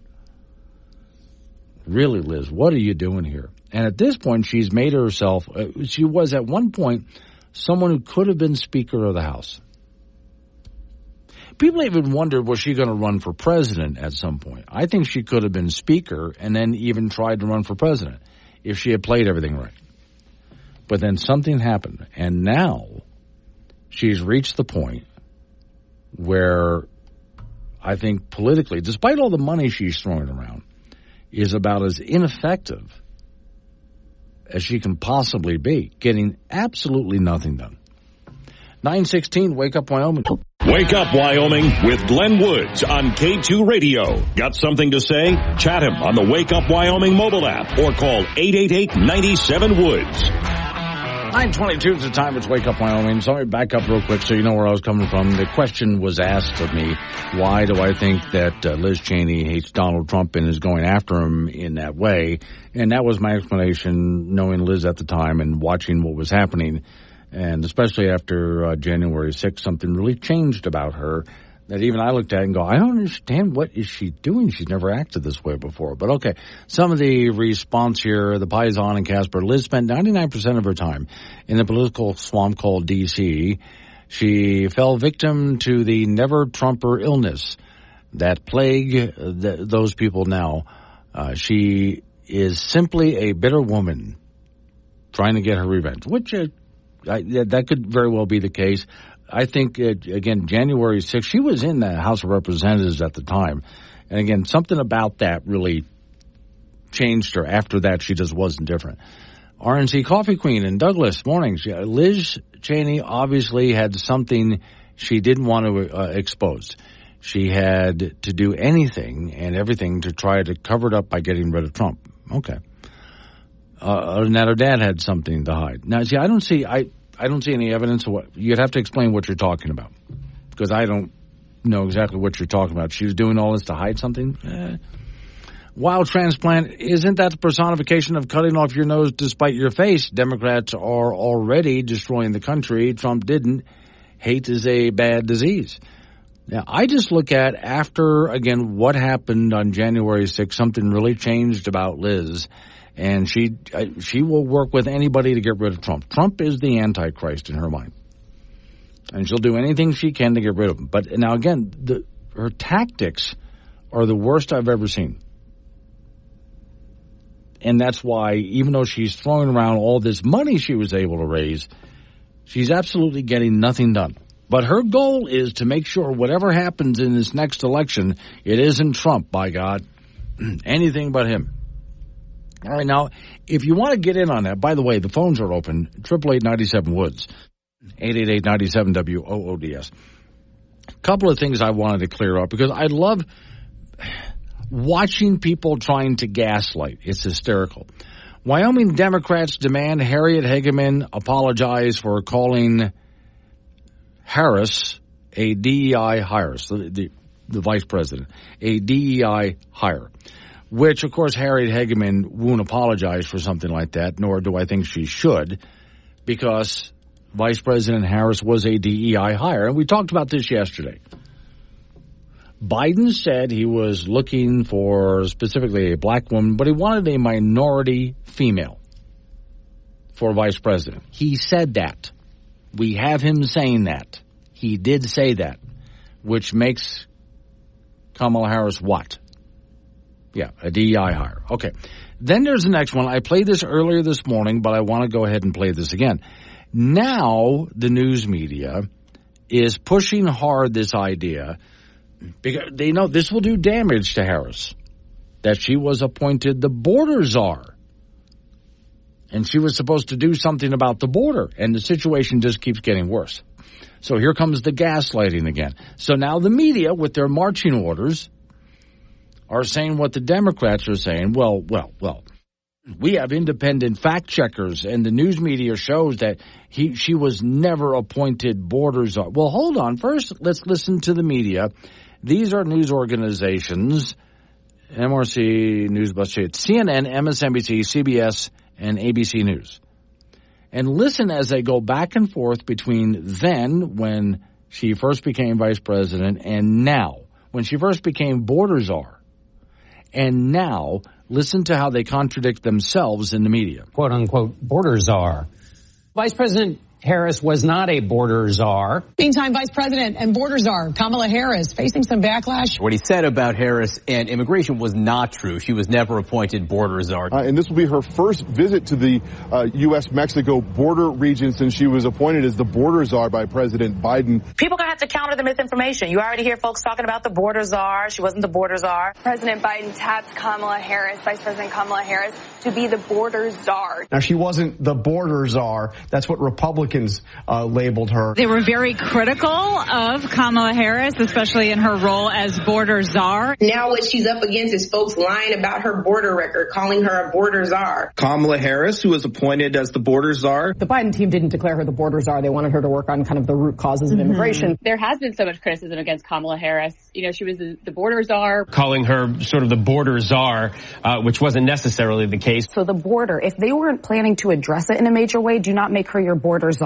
She met with some of the Northern Triangle countries, but nothing has effectively changed.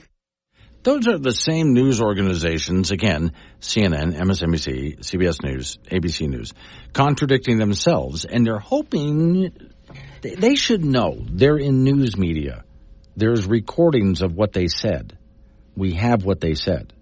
We can play it back. I guess they forgot that? How can they forget that, the news media? And yes, the president did appoint her as a border czar. So when you hear independent fact checkers show that he did not, actually, your fact checkers have been proven wrong. So, hello, Tumbleweed. Tumbleweed's over there in Lance Creek. I love some of the handles you guys give yourself. He says, I've been thinking about Liz Cheney, and suddenly I remembered. She had her heart set on becoming the sweetheart of the Wyoming Republican Party. She had been raised with at least 4 or 5 presidents. She and her father were in the White House frequently. There are pictures of her as a small tot with all of the presidents. She could taste being the first woman president. So could her dad. They banked on Wyoming loving her more than Trump and lost. Lost Wyoming, lost everything else. So she's backing candidates in Wyoming who are trying to control the Wyoming government. She's very close to gaining the majority, and we are fighting against her group. I don't think she's really, well, here's where I agree with everything you said there until you got to that last part. I don't think she's really accomplishing anything.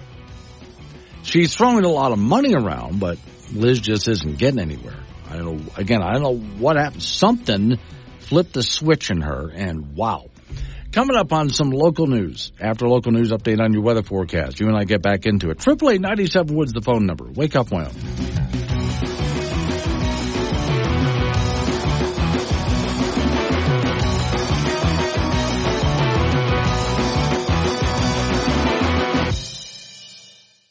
Live and local, all across Wyoming. Wake up, Wyoming, with Glenn Woods on K2 Radio. Join in at 888-97 Woods or the Wake Up Wyoming mobile app. 9:36 the time. It's Wake Up Wyoming. Okay, you can interrupt me if you want. That's fine. 888-97 Woods, the phone number, 888-97 WOODS. So I'm kind of curious. I'm going to go over to California real quick here. Gavin Newsom suddenly is rushing to get homeless off the streets. Why? And then where are they going to go? Well, I know in some cases they're trying to put them in buildings, which, of course, the buildings are just being trashed, but okay. The story in front of me here, let's get down. Okay, Governor Newsom issued an executive order Thursday for the removal of homeless encampments in his states. All of a sudden, he's changed his tune. What changed? I want to know.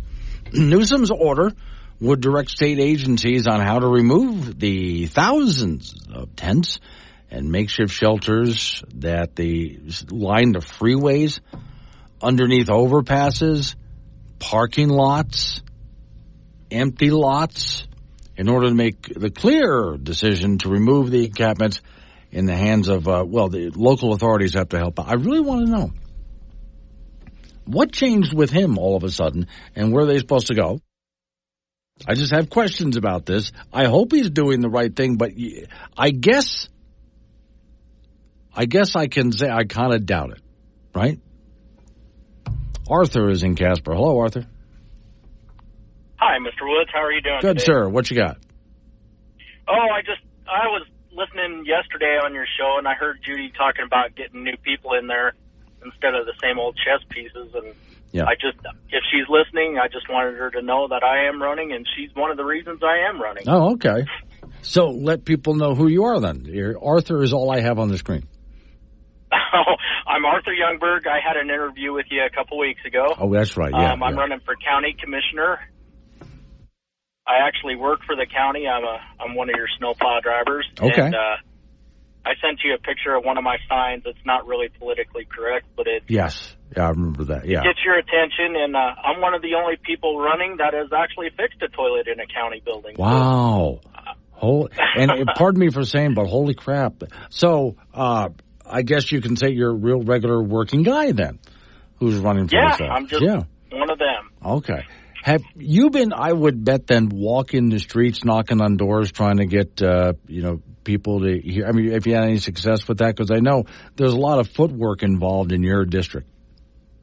I haven't been walking too much. I got a bad knee, but okay. I have been talking to my friends. I've been putting up some signs. I'm going to try to do some more of that stuff. Okay, so. Yeah, clock is ticking on that, so you got a lot of work to do in a short period of time. I do. Yes, I do. Okay. Get on that social media thing. That's big these days. Right. Yep, it is. All right, Arthur. Good luck. Okay. Thank you for your time. Sure. It is, in talking to him, it is important and difficult for most people who run for office the first time, and I appreciate it. He's fixed toilets. He's a snowplow driver. The kind of people I like looking for. Not the professional career politician type, but the average person type. For local politics especially, is something I'm more interested in. The more career politician is someone who makes me nervous. Someone who wants to make a living out of politics for their entire life tends to be someone who I look at a little more suspiciously. But the difficulty is starting off like Arthur's starting off is starting from zero. Nobody knows he's out there. Nobody knows he's running. And he's got to get good at a lot of things, including, how to campaign. Social media is very difficult these days. But people have to learn it because that's where your audience is. Nancy in Cheyenne. Hello, Nancy. Hi. Say, since it's Talk About Anything Friday, yes. I got an idea. I think local and state government should allow more of these tiny homes. Yeah. You know, a lot of people have large lots, and they could quite easily put a tiny home in there, but the laws are so against it, but it's an idea. It's sure better than all these homeless people. Yeah, it's certainly. In fact, there is a trend. If you want to have some fun, I actually enjoy looking at them. There is a trend for tiny homes out there.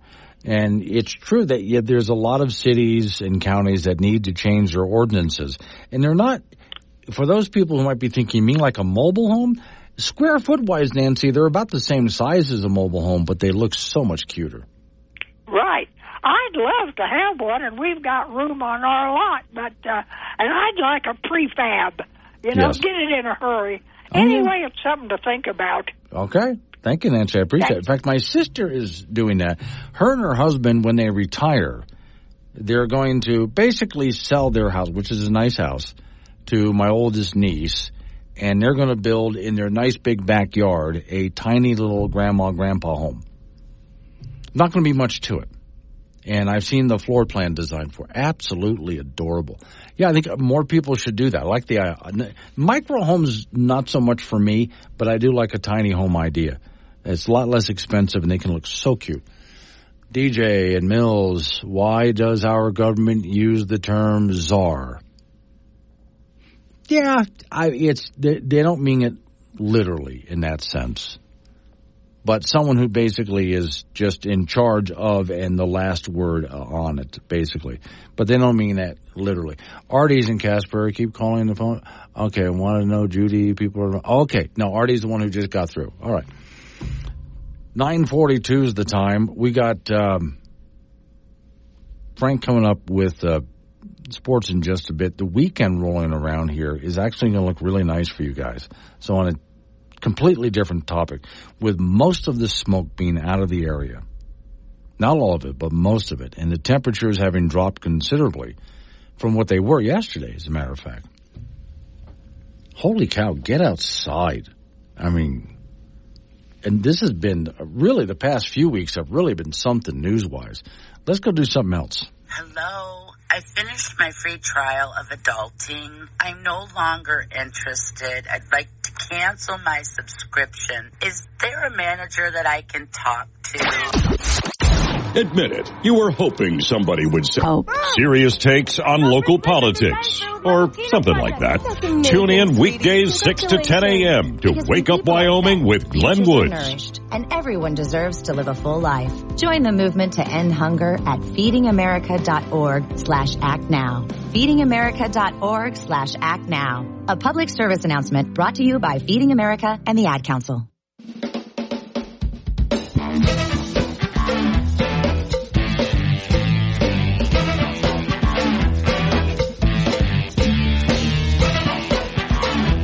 $9:48 is the time. Off we go to talk to Frank Gambino. Okay, Frank, I must just be out of things to do this week because I started looking up ramen noodle jokes. Oh. That is a new low. Glenn. Dig deeper into the well. Yeah. See, here's a cartoon of Edgar Allan Poe. We regret to inform you that your poem on the ramen does not meet our publishing needs at this time. The short, frustrating career of Edgar Allan Poe's typo, not the raven, the ramen. See, I like this one, though. If you mix Taco Bell hot sauce with your ramen noodles, It tastes like poverty. Oh, really? Okay, I'll buy that one too. Yeah. I think that's that. Anybody, by the way, I did one time. I was in the grocery store and I was walking over to pick up just a box because sometimes those are good to have at home to make other things with, right? And as I'm heading toward this box of them, I'm thinking everybody who sees me picking this up is going to assume that I'm poor. Earlier in life, they would have just assumed I was a college student, which also meant poor. Yeah, very true. Yeah. Okay. Oh, look, here's a cartoon of a grandma who's using her ramen noodles to make a scarf. Oh, that's just so cool. Oh. Yeah. Nice. Okay. Have you ever eaten those things? You ever try them, Frank? I have, and I won't do it again. Okay. I'd rather starve. See, I didn't think they were horrible. I just didn't look at that as a regular diet. No. And then again, if you work in broadcasting as a young person, that's what you eat. Yeah. Oh, my Lord. Yeah, absolutely. When you're in college in broadcasting, you can't even afford ramen noodles.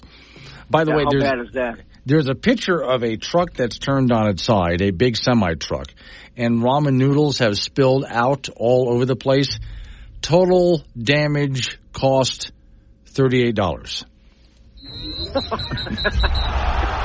All right, American Legion Baseball, the State 8 tournament does begin tomorrow in Powell. The Casper Drillers, the number 1 seed from the East, facing Evanston in the first round at 4. Powell's the defending champions, will be the number 1 seed from the West, and they will draw Gillette tomorrow at 7 p.m.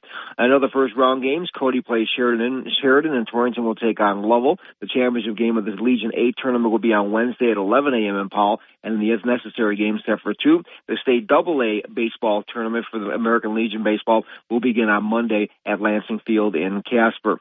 The Cheyenne Frontier Days Rodeo moving along this afternoon at 1 p.m. And yesterday's performance in the Saddle Bronc, Ryder Wright from the Wright clan of Utah, 87 in the Saddle Bronc. And the bull riding, Hayes Wade with an 86. He's a Utah Cowboy, won over $2,300. And Waylon Bourgeois from Church Point, Louisiana, 84.5. The Daddy of them all being resumes to this afternoon at 1 p.m. There'll be another session tomorrow at 1, and the championship short go will be on Sunday. Summer Olympics are underway, and the opening ceremonies will be later on tonight. Among other things, American Simone Biles will be the star of the show in gymnastics, provided she's healthy. Remember, she pulled out of the finals of the Tokyo Olympics with a case of the twisties, or yips like in golf. She took 2 years off of competition and will be the favorite in the all-around. Men's U.S. basketball team has big names like LeBron James and Steph Curry. The women's basketball team has Diana Taurasi, who is on the roster, and she's 42 years old, looking for her 6th Olympic medal. There's also 3-on-3 basketball that could be interesting to watch.